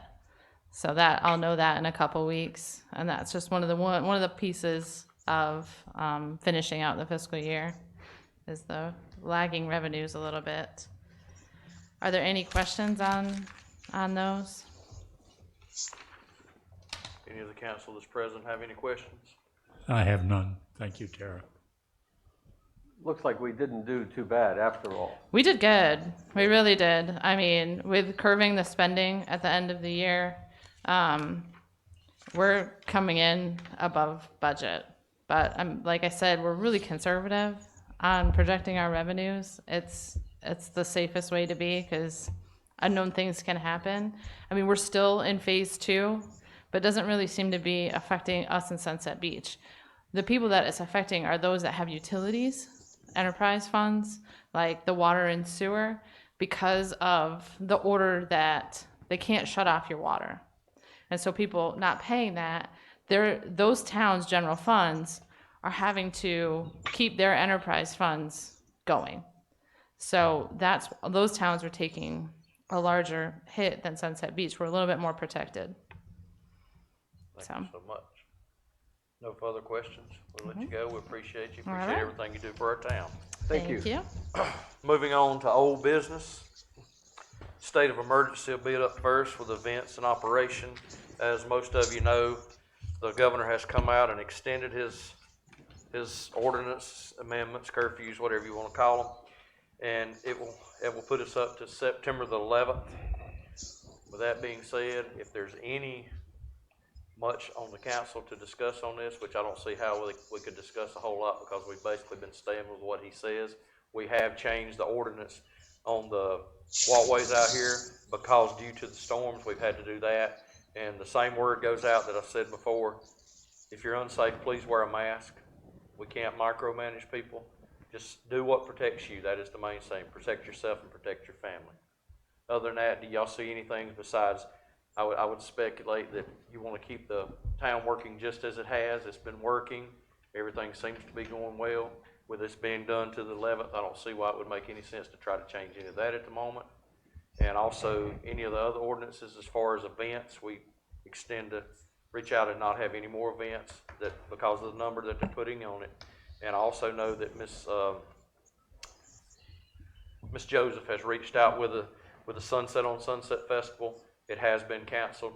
Unfortunately, we've had to cancel all the events this year, but that's just the things we deal with to get to the next step. So other than that, is there anything that the council needs to add, or do they even need to be any more discussion as far as this thing goes? Mr. Phillips, do you have anything? Not for me. Mr. Corbett, do you have anything? Okay, just being clear, no special events till September 11th in the park that goes through there? And If that's what y'all want, yeah. Yeah, and you have no recommendations? Do you have any recommendations about adjusting town hall staff hours and processes? I don't, not unless y'all see any deficiencies that you want addressed. I think, honestly, with the exception of a few hiccups along the way that we've addressed by doing curbside drop-offs like mosquito briquettes, we have a mail slot box for people to drop off accommodation payments and other things like that. So just doing meetings outside seem to be working well, but you know, it's y'all's call at this point. But I think everything's really moving along smoothly. Councilman Boardman, do you have anything? No, nothing for me. Councilwoman Harris? Thank you very much. I have nothing else. Okay. Councilman Nern? Nothing, thank you. Okay. I have just a comment. Go ahead, sir. We have had some citizens that are concerned that we haven't been restricted enough in terms of what we have done about COVID-19 under the state of emergency. suggesting such things as controlling who comes in, eliminating the visitors, making it residents only, and doing various other actions. My own perspective is thinking through proposals that have been sent in terms of effectiveness, in terms of the manpower to implement those measures, in terms of how they would fit into our community. They don't seem to work, and they don't seem necessary. We still have been very fortunate in keeping the number of cases within the Sunset Beach zip code down. It's up to 42 now, no deaths, but we're working fairly well. So I'd just like to say we think through alternative actions, but there's very little else that we can do, and what we're doing seems to be working fine as long as we rely on our people to be very responsible and think of the welfare of others as well as themselves. So, thank you. If there's no further discussion, all right, let's move on to the next. Next thing on there is the ordinance amendment, the 9530 personal watercraft regulations. And Attorney Richardson has went over everything, and I think we're ready to look at this to be the final and see where the council wishes to move with this. Mr. Marziano, do you want to speak on this? Right. I believe. Thank y'all. That this incorporates everything y'all discussed previously, and even down to the providing treatment and maintenance services to retention ponds, lakes, and other similar bodies of water being as an allowed use. So I think it's hit every point that y'all wanted to make. And Grady's fine with this. Okay. So we have banned, this would in effect ban airboats other than the emergency and the special conditions under paragraph C. Yes, sir. Yeah. Okay. If that's what y'all so desire, it is ready to go. Does any of the council have any questions or discussions on this matter? I know everybody has had a chance to look over this. Councilwoman Harris, Councilman Borman, do y'all have anything? No, I'm fine. Okay. Councilman Ernie? I have nothing. Okay, Councilman Corbett, Councilman Phillips? I'm good. All right, with that being said, do I have somebody to make a motion that we change this ordinance and go ahead and adopt it in? Go ahead. I move that ordinance amendment 95.30 personal watercraft regulations be approved. Do I have a second? Second. All in favor? Councilwoman Harris? Aye. Councilman Borman? Aye. And the three? Aye. Aye. Aye. All right, so moved. Let's go on to the next. Next up is our dredging project, our special assessment requirements. Mr. Marziano? Thank you, Mayor. As this project is nearing the point where we're considering what time we can start, hopefully begin the construction phase, you need to go through the steps to levy the special assessment against the benefited property owners, which begins with this this laundry list, basically, of things that we need to prepare and a resolution to declare the special assessment. To that end, there are 5 points that we need to have y'all answer so that we can prepare that resolution so that then we can have the public hearing for the preliminary assessment resolution. So, one is the very basic intent of the project. Do you even wish to undertake this project? Do we have to vote on this or just a consensus? You would technically would need a consensus, so that basically this is helping us create the resolution for y'all to hold a public hearing and discuss that resolution. So it's not really a vote, it's a consensus of the answers to these questions. Like I said, the first question is basically, is this a project that you are willing to undertake? Yes. Yes. Yes. Councilwoman Harris? Yes. And Councilman Borman? Yes. Okay. Yes. The second question is, how does the council intend to levy the special assessment? There are multiple other types of options because assessment covers different things, but when you're talking about an improvement of say an infrastructure or a right of way or something, The two are per parcel or by linear footage of a property abutting the water. So per parcel would be basically each property that is a parcel, not each lot that makes up a parcel, but a parcel to piece of land would be an assessment, or we would take the total linear footage of the whole project, assign a dollar amount to that linear footage when we know a construction estimate, and then each property would be measured based on the tax map of their linear footage fronting that, and then their property would be assessed. It wouldn't be the same amount per property, it'd be a different amount per each property, assuming all the properties don't have the same linear footage. With that being said, let me ask you a Mr. question. Mayor? Just 1 second, Ms. Harris, please. Let me ask you a question, Hiram, just to make sure this is clear. If it goes by the per parcel, is it not true each parcel can only have one boat dock? Per our ordinances, yes. So they can't have two, doesn't matter how many lots their property is. Okay, that's what we wanted to make. Yeah, a person with a 200-foot property versus a person with a 50-foot property. You still have one dock. Still one access. access. That's it. Okay. Go ahead, Councilwoman Harris.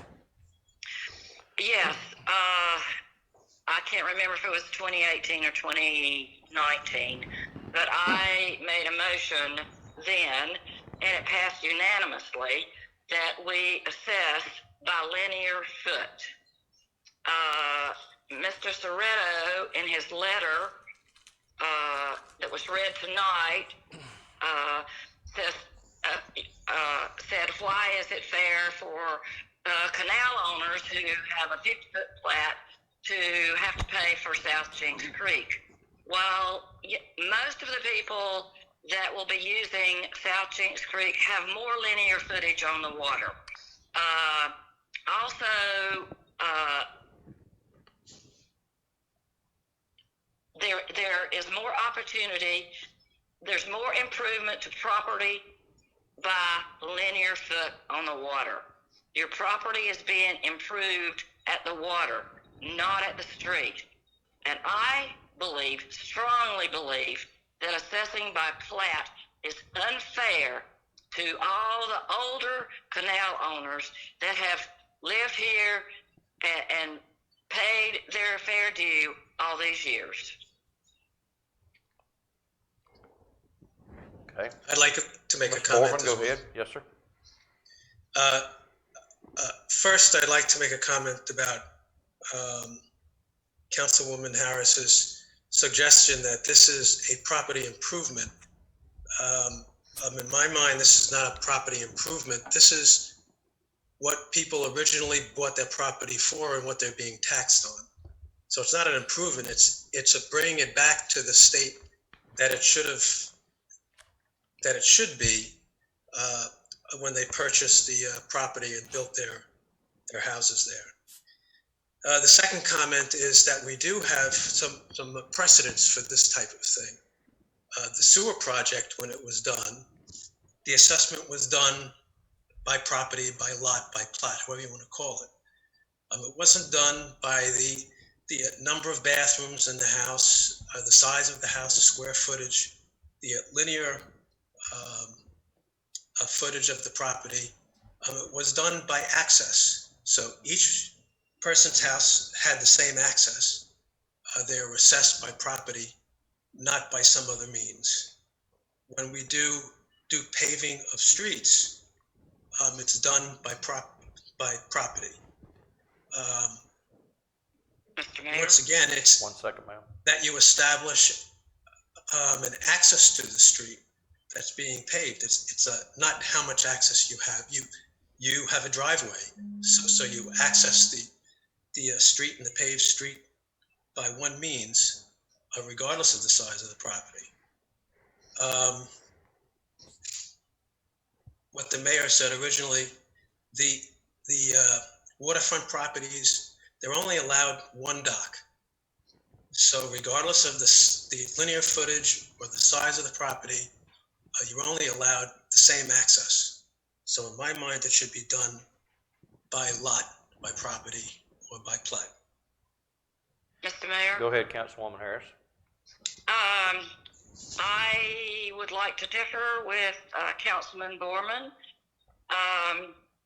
Number one, the more linear footage you have, the more opportunity you have on placement of your pier.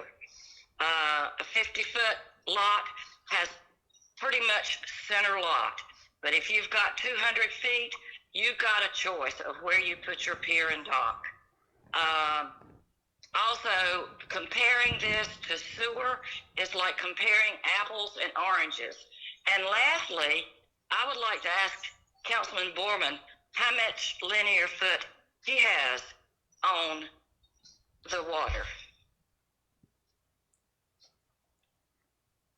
Why does that matter? Yeah, Councilman Harris, I don't understand. I mean, I understand, but I don't understand because our rules state to not personalize things and bring out people against. So Okay, I would appreciate. Yes, ma'am. I withdraw. No, ma'am. No problem. Thank you, Mr. Phillips. Councilman Phillips, you have anything? I think those are pretty much the two sentiments that we're going to see for the arguments. So I don't have anything to add now. I think they've both laid out their sides fairly well at this time. Okay, Councilman Corbett. Well, the one other thing that I would add in there, I tend to go through the, even though I was on the council back with that original vote, and we went through a linear over the past couple of years, as I thought about it, it seems to be a more practical, workable way to do it, more efficient, less bureaucratic, and still accomplishes the task with only one dock per property would be to do by parcel. And so I think that is the optimal way to go at this point. There are still older canal owners that have end of the street lots that extend around both to the feeder canal as well as a side canal, and they can still only put one dock up there. And the flexibility in terms of where you place your dock on your property is basically one of the attributes of why you buy a piece of property, and you know that when you get it. So I don't think that's a discriminating factor in there. So I think it should be the per parcel. All right, Councilman Nern. I've always felt that it should be by parcel. Okay. All right, with that being said, that's pretty much the consensus that we need to go. You asked for a consensus to go from there, and basically it's parcels what you have it at. And Mr. Mayor? and Yes, just, if one I can make second. a comment real quick. Go ahead. One thing for me real quick, I was doing that as if we were to vote, so I just said I didn't have anything to add, but I would say if I was going to make a choice, I would do it by parcel as well. You would do it by parcel as well, okay.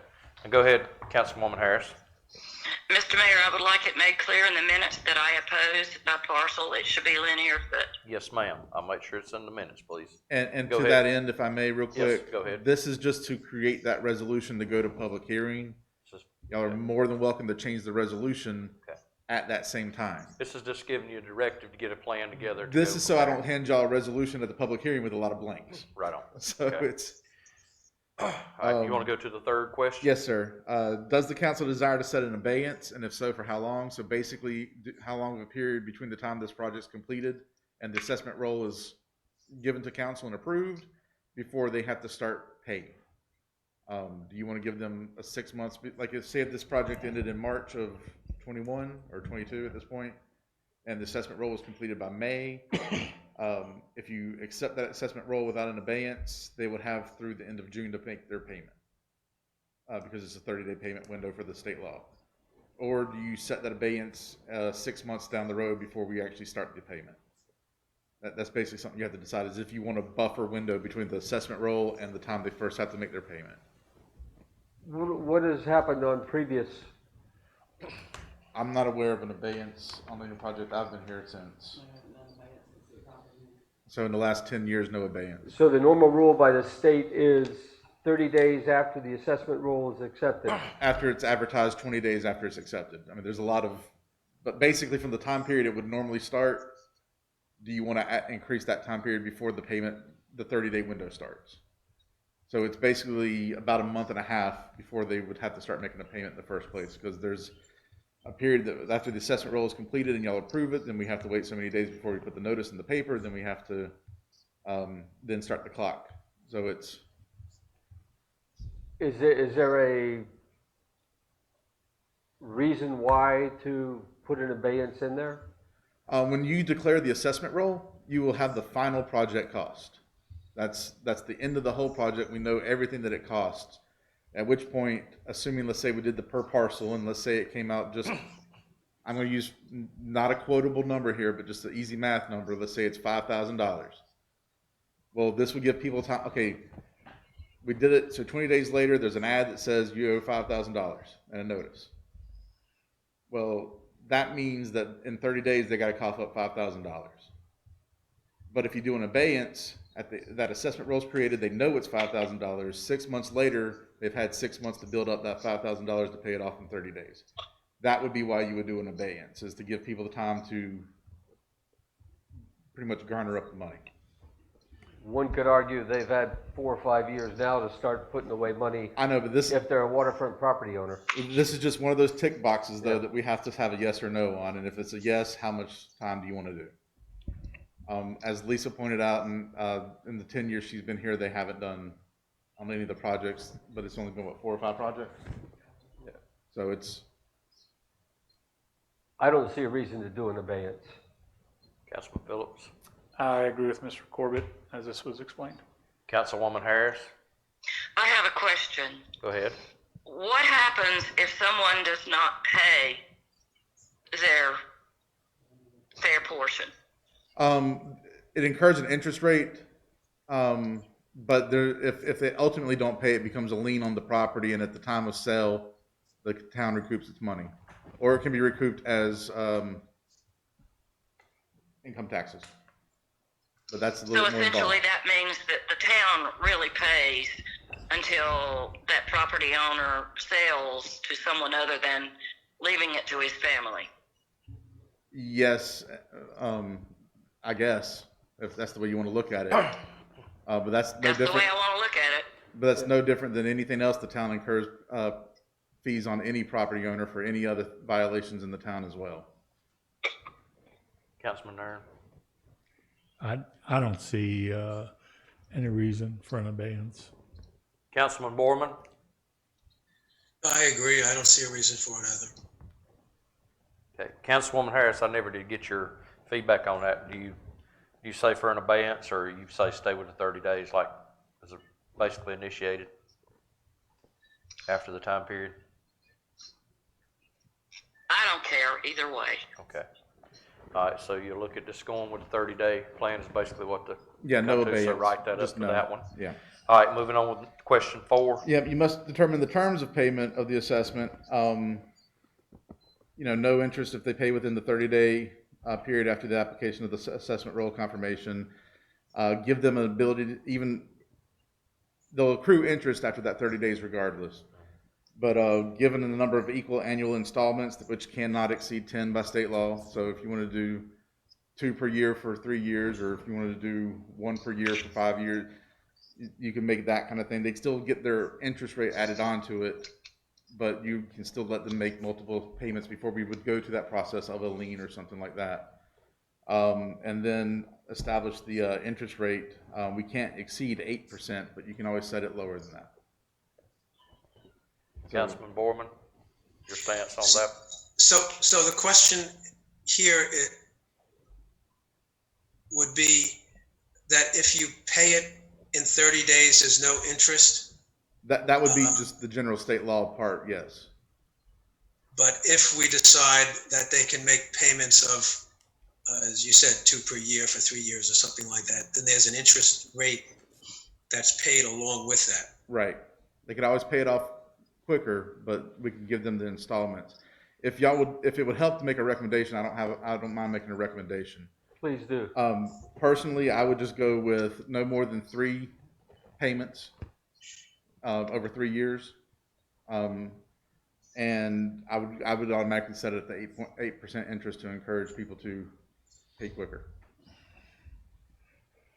Councilman Phillips. I could see the 3 payments for 3 years. having merit. Looking at it, when the sewer assessments came out, I believe that's somewhere around 3% I don't recall exactly.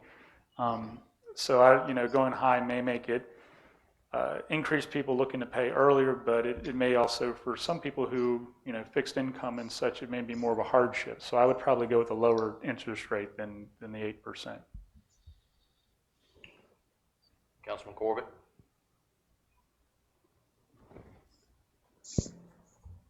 I don't have any strong feelings one way or the other on this one. I would, 3 payments over 3 years, I have no trouble with.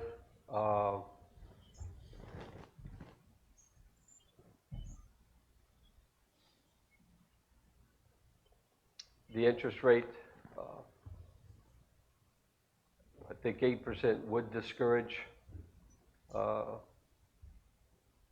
For that matter, most people could go out and get a loan to cover it, and then the loan would be less than 8% at this point in time. So I'm comfortable with the 8%. Councilwoman Harris? Personally, I think 50% should be paid up front. Other than that, I'm okay with the other proposal. Yes, ma'am. Councilman Nern? I'm okay with the 3 years. 8% is awfully high, especially in today's financial situation. I'm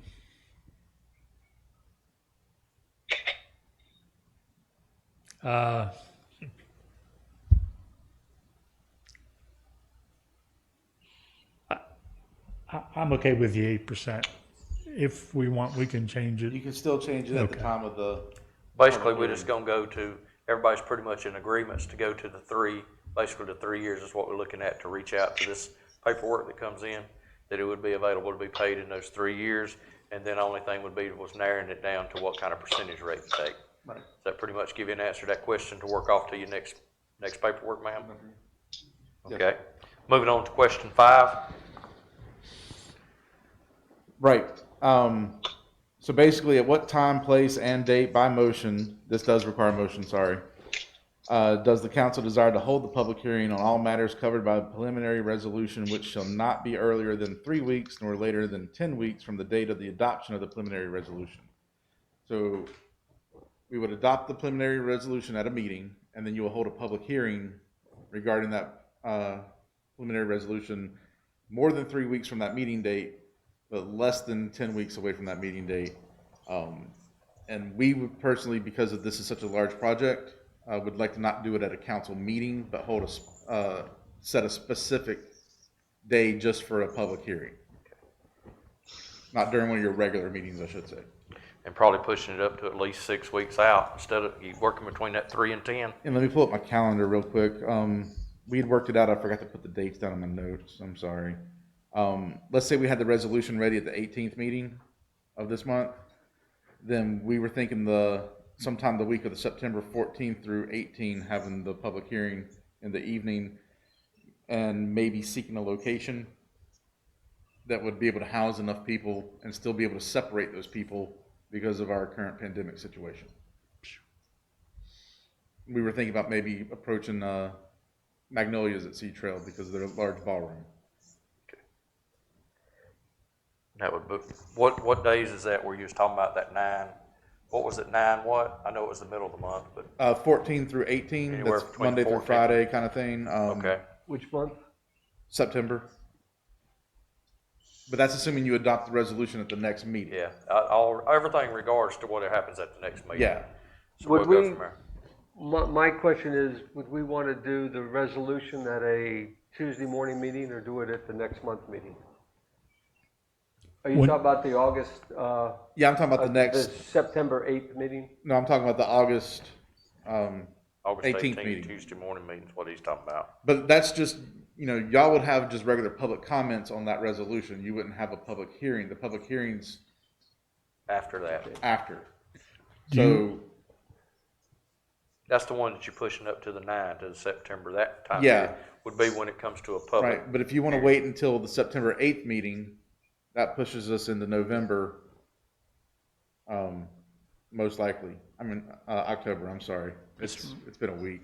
Mr. I have a Mayor, question. I would like to do this as soon as we can. I mean, everything's getting pushed and pushed and pushed on this, and we trip up one time, it's gonna slow everything down.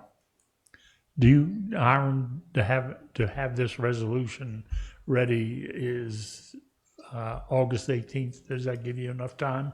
To call around a few places and see if they're willing to house us? Well, to have the resolution ready. Oh, yeah, like I said, this is fill in the blank at this point. Everything else is boilerplate. I say do it as soon as we can. Councilman Borman, Yeah, the 18th sounds good to me. Councilwoman Harris, I don't care either way. Okay. So, Councilman Corbett, So, Councilman Corbett. yeah, having us approve it on August 18th is fine. What week were you putting the target for the? I was trying to do it between our 18th. 2 meetings in September. That'd be the 14th, 15th, 16th, or 17th, or 18th. Preferably not the 18th, that's Friday night. Yeah. And the likelihood of me finding a place that may serve dinner and stuff, it'd be easier to do it not on a Friday night. Yeah, I'm good. So if I can find a date that someone's willing to host us on that week, you don't mind me filling it in for like a 6 o'clock at night public hearing? Anytime works that week. I don't see that being a problem. Yeah. Anybody, any have a problem, that gives you time to get everything lined up. All right. It's definitely gonna take that. That basically gives you a month's time in between there, and you'll know getting closer to the 18th, if we're actually prepared to go to that level, you will know that to give you time to call out, to reach out to people. Yeah, and Correct. like I said, we have to have it no less than 3 weeks, but no more than 10. So if I can't find anyone that week, I'll let you know on the 18th what I could find, and y'all can choose that day or not if Okay. you want to add it into the resolution. With that being said, I don't see that we can have a motion when we don't have what time, place, or date is in effect, correct? Right, but you'll be making that in the resolution as well, so there'll we be a won't, motion we won't on need a that. motion tonight. Yeah. Okay. But it would seem if that week doesn't work, then try to get a date the next week. Yeah, I'll try to keep it as soon as possible to that week as I can. Does anybody have any more discussion? Hiram, do you have anything else to add to this, or is that basically where you at from there? I think that's all we needed for that. Okay. All right, if no more discussion, we'll move on next. Next up is our letter of acceptance of Brunswick County CRF distribution. Mr. Marziano. The county's given us this form letter for the mayor to sign, if he would be so kind, and the council has to make a motion to let him do that in order to receive that allotment of CARES money for this round from them. Let me pull my agenda back up, I'm sorry. I'm making my notes. In the sum of $58,667. Basically, we're saying that we're not going to seek this same money from another source. Yes. But this is the money that the county This is has the money through the those county will grants, pass and through to that's our us. part, Yep. correct?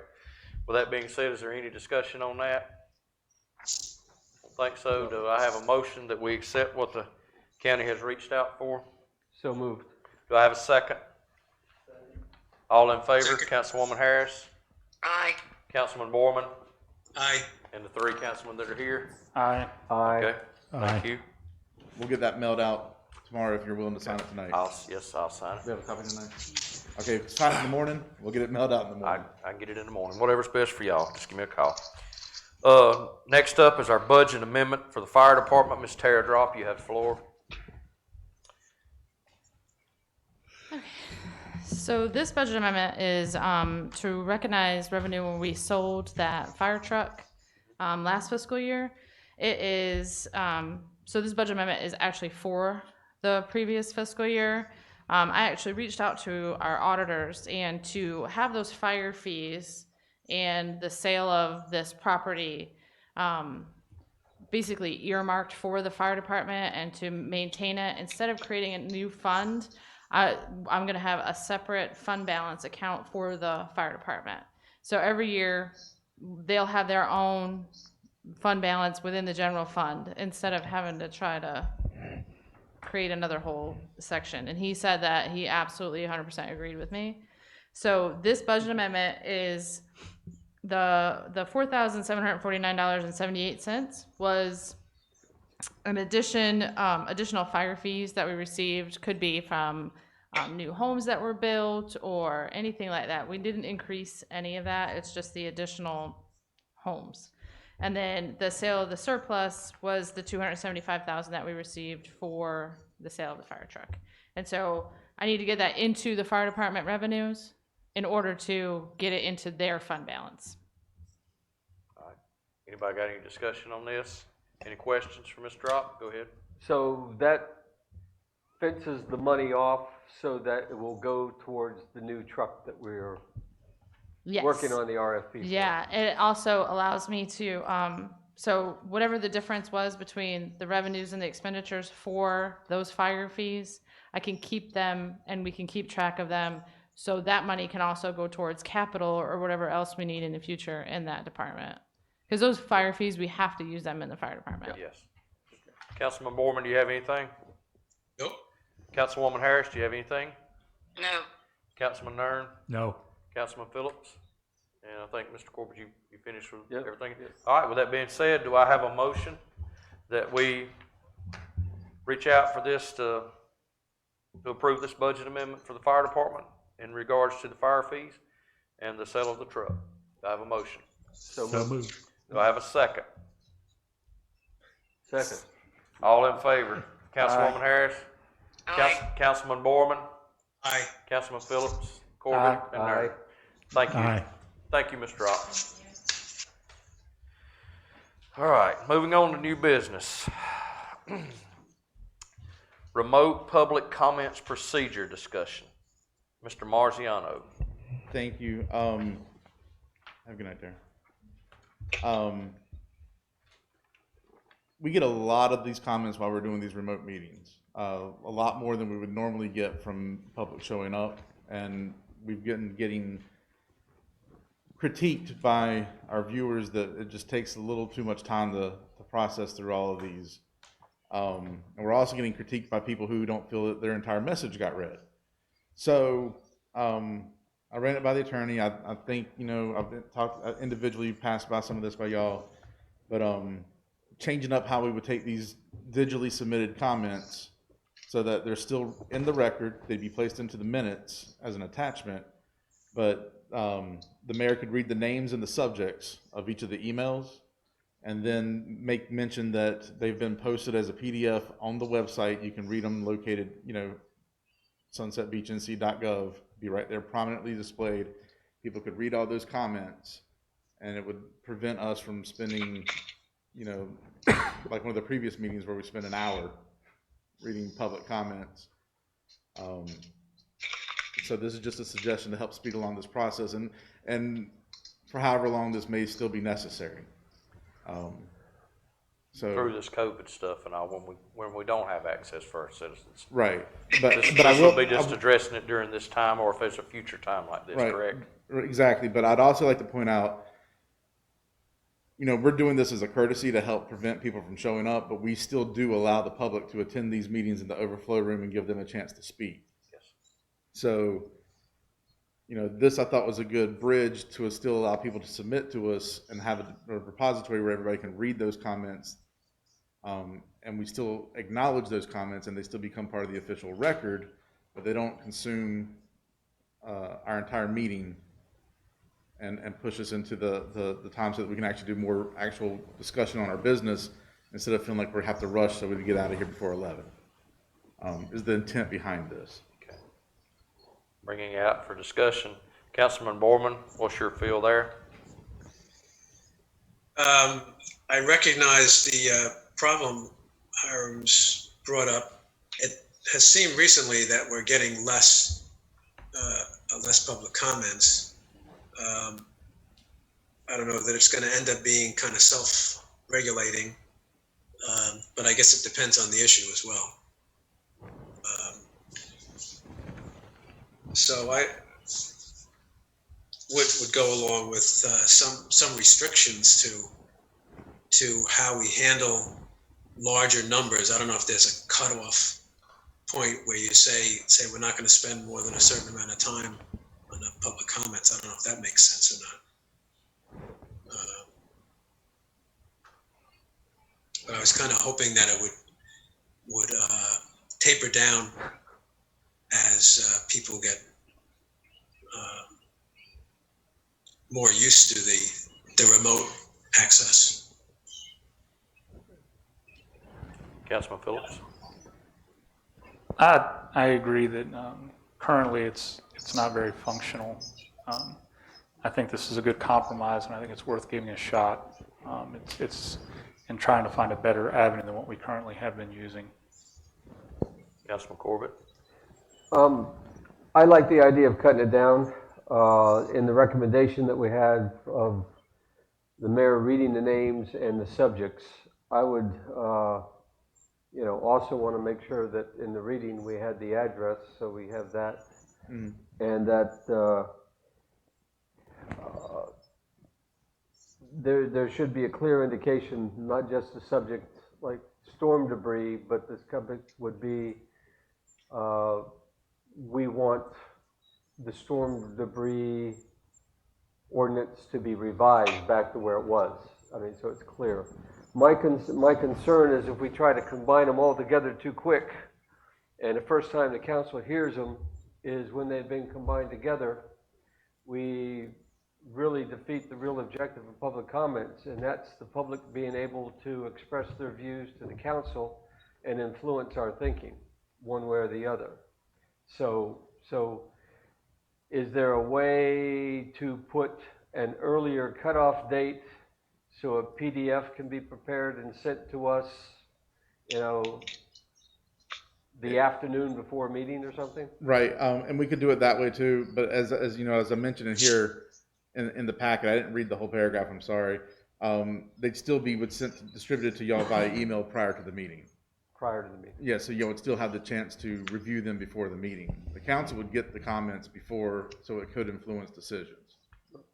Okay. However, I mean, we got the meeting, we got the briefing today from Moffett and Nickel at 5 o'clock. and we got it at 11:30, I think, or yesterday, or I can't remember. I mean, but the point being that it's Right, I understand, and we can time to set. absorb. But back to your earlier point in that conversation about their view and slant. Yes. The attorneys recommended not to interpret and extrapolate a person's meaning out of their words, so that nothing gets quote unquote misrepresented by the paraphrasing.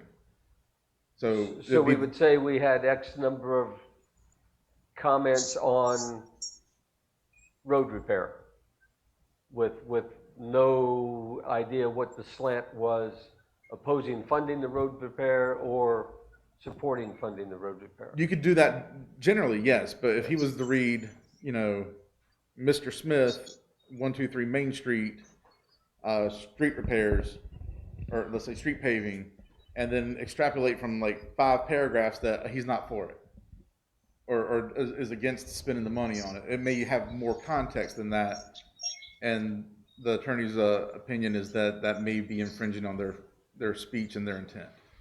So you're basically putting words in their mouth, and that's what we want to avoid. Is just it be plain Jane. This is who it is. This is what they wanted to talk about. You can review what they said here. The council's already seen it. Blah blah blah. Or we can just forget this whole thing if it's this complicated. And I can just keep reading. Yeah. Hopefully, we just won't have so many. If it gets to a point again that we have, because this time we actually didn't have as many as we usually do. Not but yet. when we get in here and there's 40 and 50 and it's going to be an hour, that's a definite problem for everybody. I mean, the Right. citizens are going to get tuned out. They're not going to stay in line.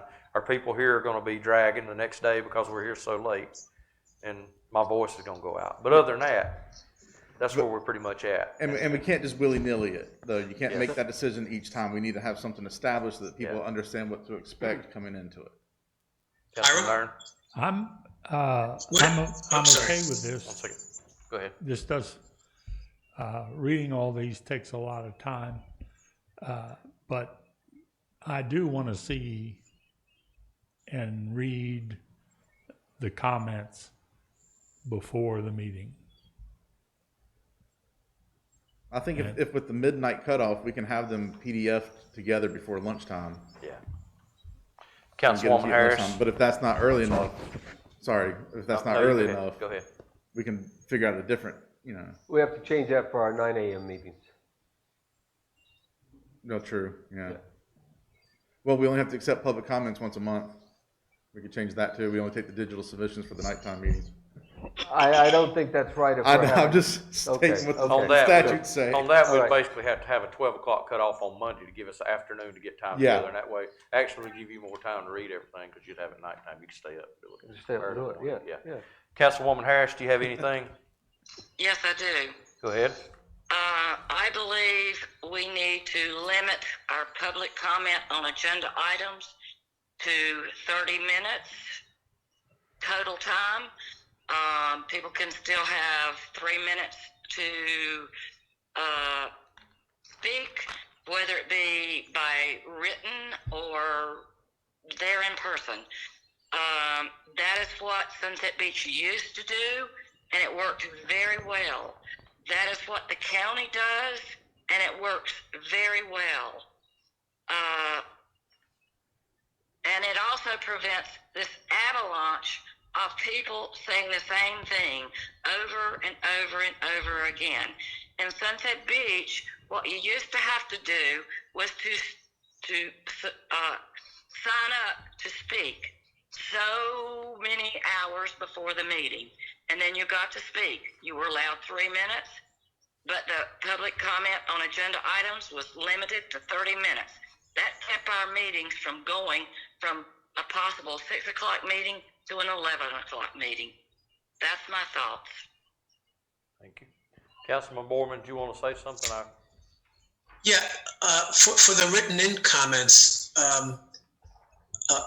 would it be possible to have the people submitting that they have a summary statement of 25 words or less that will summarize what they're trying to say, and if they want to have a lot of detail behind it, then they can do that. But then what we would see then, or we would hear, would be the summary. But I also like Jan's idea to have a limited number, so however many people can fit into a 30-minute time period, that you would stop accepting comments.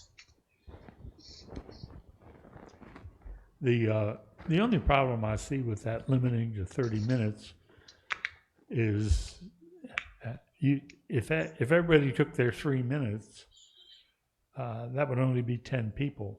10 people, that's right. What if it's one of these hot button topics that we have from time to time where, it used to be 20 people show up for some of these things. Yeah. When we had the meetings where the public could attend. I don't know. I think the time limit's artificially constraining. And then you also have, if we're going to that point, with the sign up and sort of the electronic age we have now, you can really find out, they're just ways to make sure certain people can get their voice in and other people never get their voice in, particularly if they're not a regular public speaker, public commenter. And so I tend to go for the idea, let's get the opinions and find a way to let everybody say what they want to say, if they want to say, if they want to make a public comment. Basically, what we need to do evidently is just stay with what we got right now. Hopefully our topics will be down and we can get enough people reaching out and things that it'll be broadened down. We won't have the 25 on the same thing. We hope we don't, but if we do, everybody that takes the time to get sent in really does need to have their voice heard. Because they took the time to do it. Whether we like it or somebody agrees with it or they don't agree about it, it don't matter. It is that citizen's voice, and it does definitely deserve to be heard. I don't have a problem reading it. I hope I don't have to read for an hour and a half because it's hard to read some of them. But I'll do whatever we need to do to let the citizens speak. Well, I think Councilman Borman's comment of having a summary statement of what their view and conclusion is. And then if they want to put facts in and arguments and things like that, we as a council would be able to read that ahead of time and take it into consideration. It would be nice to have But ahead of time, but I don't want to put no more strain on but- things, because I appreciate everything you do. but But it would be nice to see them ahead of time, because most of the time I don't see them till they're laid down. But a summary statement, rather than, 1, 2, 3-page Yes. emails coming in that take longer than 3 minutes to read. A one-sentence summary of what their concern is or what they want that we would read. That we And then feed they off can of. provide all the arguments that go with it, would be sort of a modification that I would consider. Well, some of the, I don't particularly like the mayor reading them because, number one, we don't see them before the meeting. He tries to get through them fast. Some of them are hard to read, or some are harder to read than others. I think we should go with this plan, but it's important to me to read what the citizens say, and when you condense it, we don't get all of it. No, if we could get the comments the day before, we would have time to read them and think about them when we make our deliberations. What we can do then is we can leave it like this, but we can still supply a packet as soon as we get them put together. We'll cut the deadline off for Tuesday meetings still on Sunday at midnight, just like we do for the Monday meetings, and email out a packet as soon as we can. But when it comes to a summary statement, we have a hard time getting these people to put their addresses on here.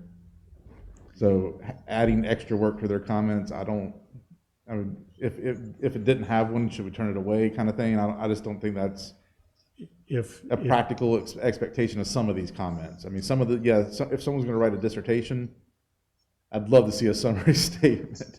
But if it's like still just 2 paragraphs, then there's still no need. Hopefully I don't some see will a come need. in and use the room like we asked, because they are able to come. Yeah. We have limited space, but when someone speaks, they could always step out Yeah. and they could step into that. And That we're would help. still maintaining that 10-person restriction. We don't have to. Government is exempt for the purpose of congregating for doing the business of the town. So I can still let that overflow room be We 30 just people. ask for them to wear their mask. I mean, that's personally. And we've that's got what I'm boxes thinking. we can supply masks. So, Okay. there's multiple ways to approach this. I'm just trying to address the comments we've received from the public. Yes, sir. Yes, sir. Is all that this was attempted. One more thing. Yes, sir. If it doesn't have an address on there, we just don't get it. It doesn't get read. Everybody knows what the rules are. They need to follow them. And that's pretty simple.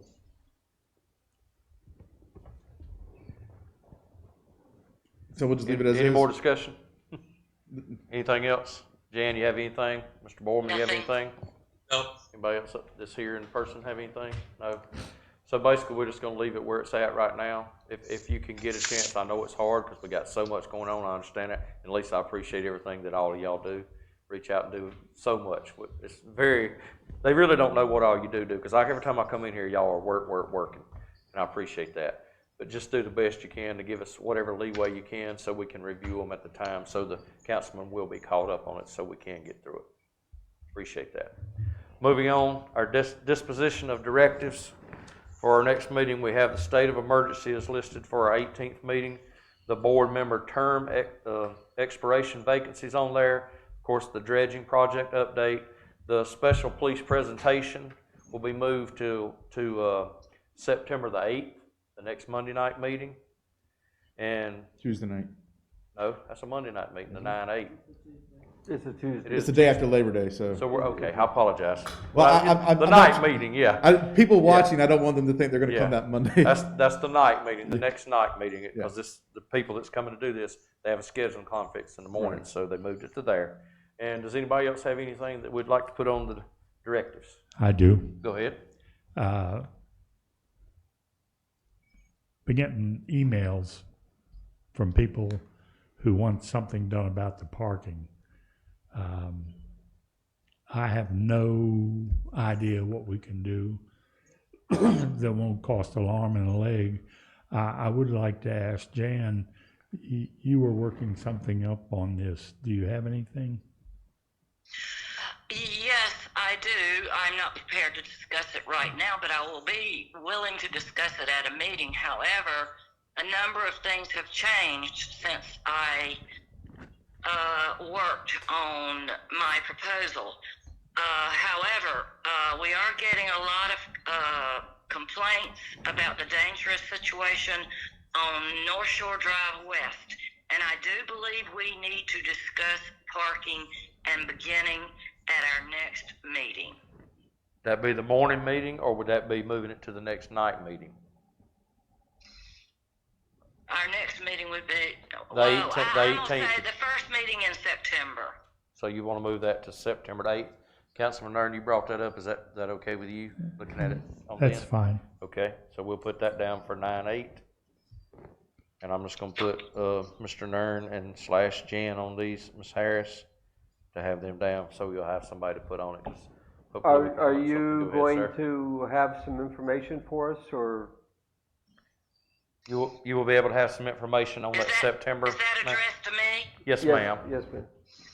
I can give you what my thoughts were. Okay. And I can give you what work I've done, but the work I've done has been pretty much been nullified. Okay. All right, Councilman Borman, you have anything that needs to be put on this spread? Not at this time. Okay, Councilman Phillips? No, sir. All right, Councilman Corbett? Everybody? Do we want to talk about, just have a follow-on discussion on storm debris? We, for this hurricane, which sadly to say is not going to be our last hurricane, we've sort of gone back and said we're going to go ahead and let people put debris bigger than our statute says. And that kind of represents the population we have and those situations. There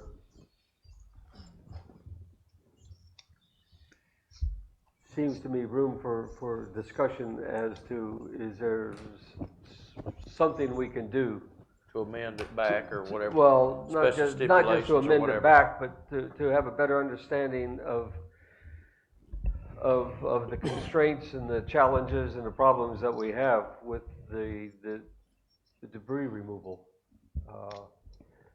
So that at least we can we enable everybody to understand what the situation is, or we see if there are other options, like you found bringing another contractor to come in and help pick up the stuff or pick it up. Well, it's our existing contractor, but, we're gonna pay them more money to do this. Okay.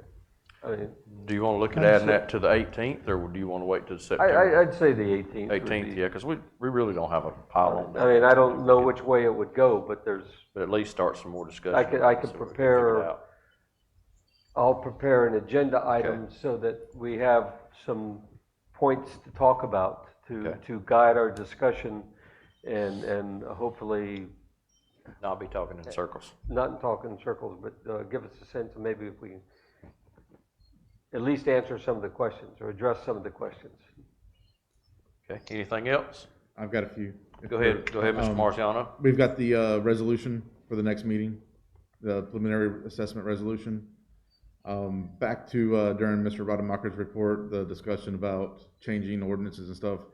Do y'all want to do like a joint meeting with the planning board, and we can do it to be determined once we're all back in face-to-face mode, or even set up a social distancing one in a giant room, kind of a workshop between both boards, or?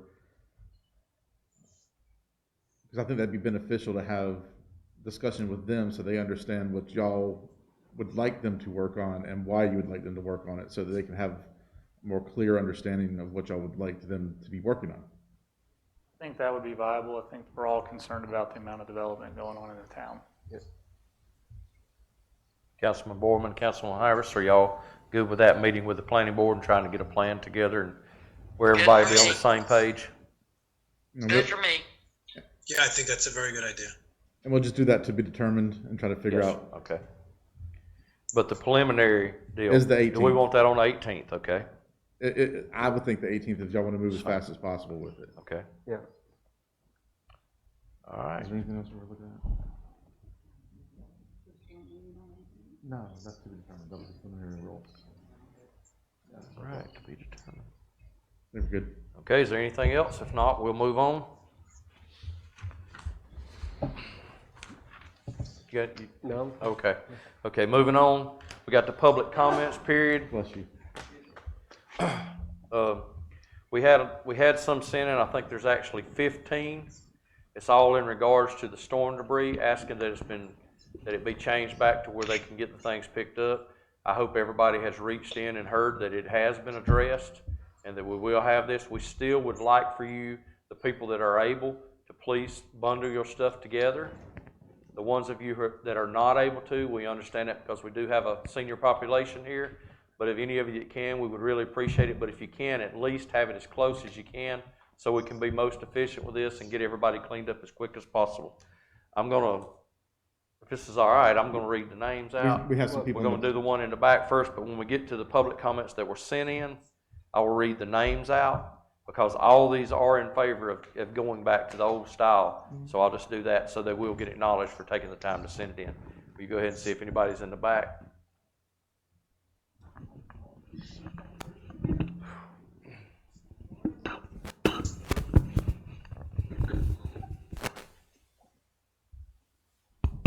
Please state your name and your address. My name is Elaine Wright. I live at 629 Mill Slough Lane. And I have to say I was very dismayed to find out the day of the hurricane that the ordinance had been changed or amended in April, and the public knew nothing about this. Changing the debris pickup for named hurricanes or storms where a state of emergency was declared. I appreciate the fact that tonight you've sort of, let's say, lighten the load on us a little bit by saying we could try to follow the guidelines. If we can't, we understand, but it's going to cost so much more money. It's like everything with the town comes back to more money. I implore you to please reconsider and go back to the way it was. Your citizens here are, a good deal of them, older, and it's a hardship for them, and goodness knows we've all been going through enough already with the pandemic. Now to have this. I have one more thing that just came up tonight, and that was on what you've just spent so much time discussing, the remote public comments procedure discussion. I feel like as a citizen of Sunset Beach that we should all have the right to bring our concerns to the town hall and to the people that we've elected to sit in those chairs. One comment in this, coming to the end, there's discussion about different ways that you can handle it. And listening to y'all discuss it tonight, I don't know that you've really come to any resolution on it. But one comment that is put in here that I find very distasteful is, so if the public is not satisfied with this compromise, we can ultimately just stop accepting the emailed comments altogether. I find that very insulting myself. So that's all I have to say. Thank you. Thank you, ma'am. Do we have someone else? I don't know. Okay, go ahead. Council and administration members, I'm Don McCurley, and I live at 709 East Shoreline Drive. As a follow-up to my emails that I sent earlier to council members and administrative members concerning the hurricane storm debris collection, I'm requesting the council by unanimous consent tonight set aside policy 93.06 requirements for Hurricane Issa's cleanup. I request council by unanimous consent revise policy 93.06 to provide for hurricane/storm debris collection procedures be reinstated as existed prior to 93.06.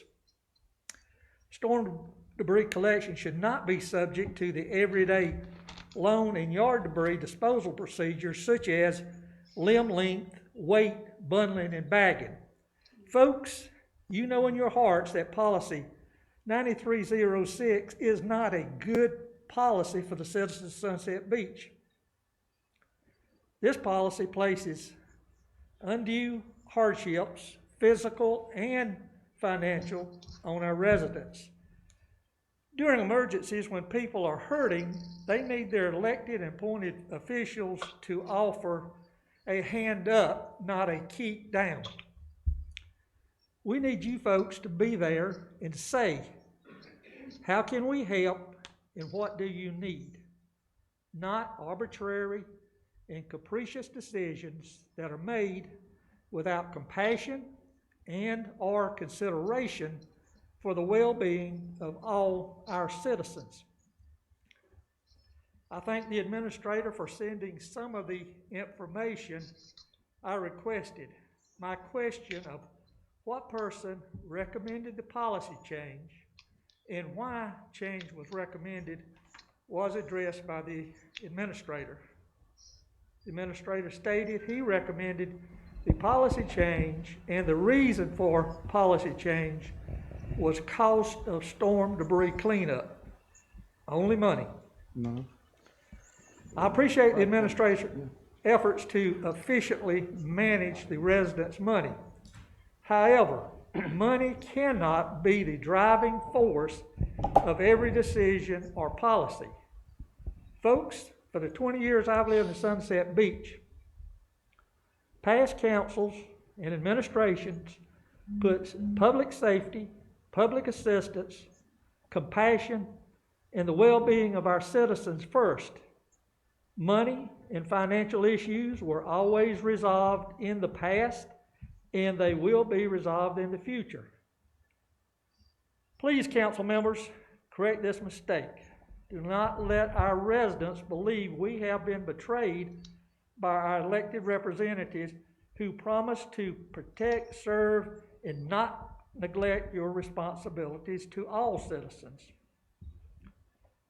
No public entity is perfect. Mistakes are made.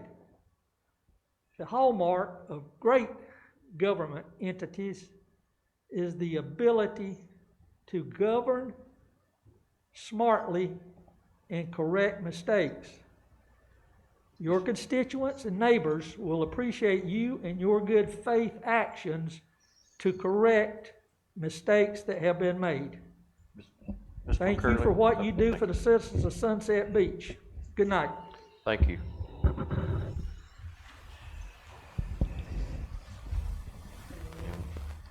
Is there anyone else back?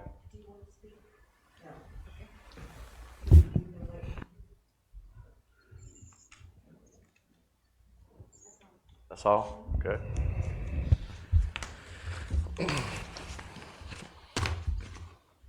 As I said, there were 15 people that sent in messages, and it has been changed tonight, at least effective for this next one, and we will be addressing this again on the next meetings coming up. We put it on the disposition. With that being said, I want to read the names and the address of the people that took the time to reach out. Some of them were very short, but some of them were long. But it all reached out just saying, please change it back, and that's what the staff was able to come up with today. So I think that the time that they took to go across this, it did get heard. Miss Elaine Wright at 629 Mill Sloot Lane. Mrs. Ann Bolin at 205 Azalea Circle. Susan Frenzel, 611 Triangle Circle.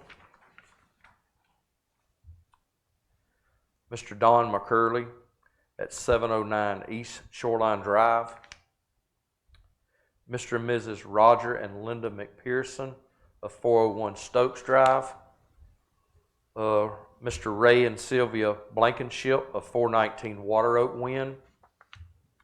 Mrs. Ann Hawkins of 503 Great Oak Circle, Mr. Joseph Orari of Triangle Trail, Mr. John Hawkins, Miss Susan Zantos. Do you have their Art- addresses? These didn't have addresses, but they were handed to me, so I'm just telling them the names. Mr. Art Nelson at 216 Azalea, Mr. Larry Johnson at 707 Shoreline Drive, Mr. John and Marge Waltz at 622 Triangle Trail, and Mr. Sam Grantham at 410 Water Oak Wind. All these were in favor of please changing it back to where it was, and we do have addressed this tonight, as I just quoted. We've addressed that, and in the future meetings, we will be looking back at this thing. Is there any more questions? Or there's nobody else back there? If there's any more things that any of the council have, Mr. Borman, do you have anything? Nothing else. Mr. Phillips? No, Mr. sir. Corbett? Nothing. Nothing. Mr. Nair? And Councilwoman Harris? Yes, I Good. would like to beg a favor of the town clerk, Miss Lisa.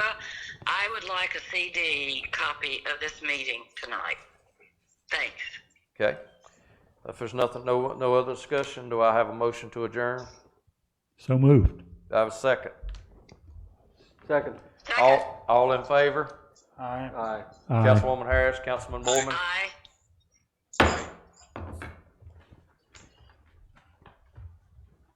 Done. Thank you. Thank you, Councilwoman Harris.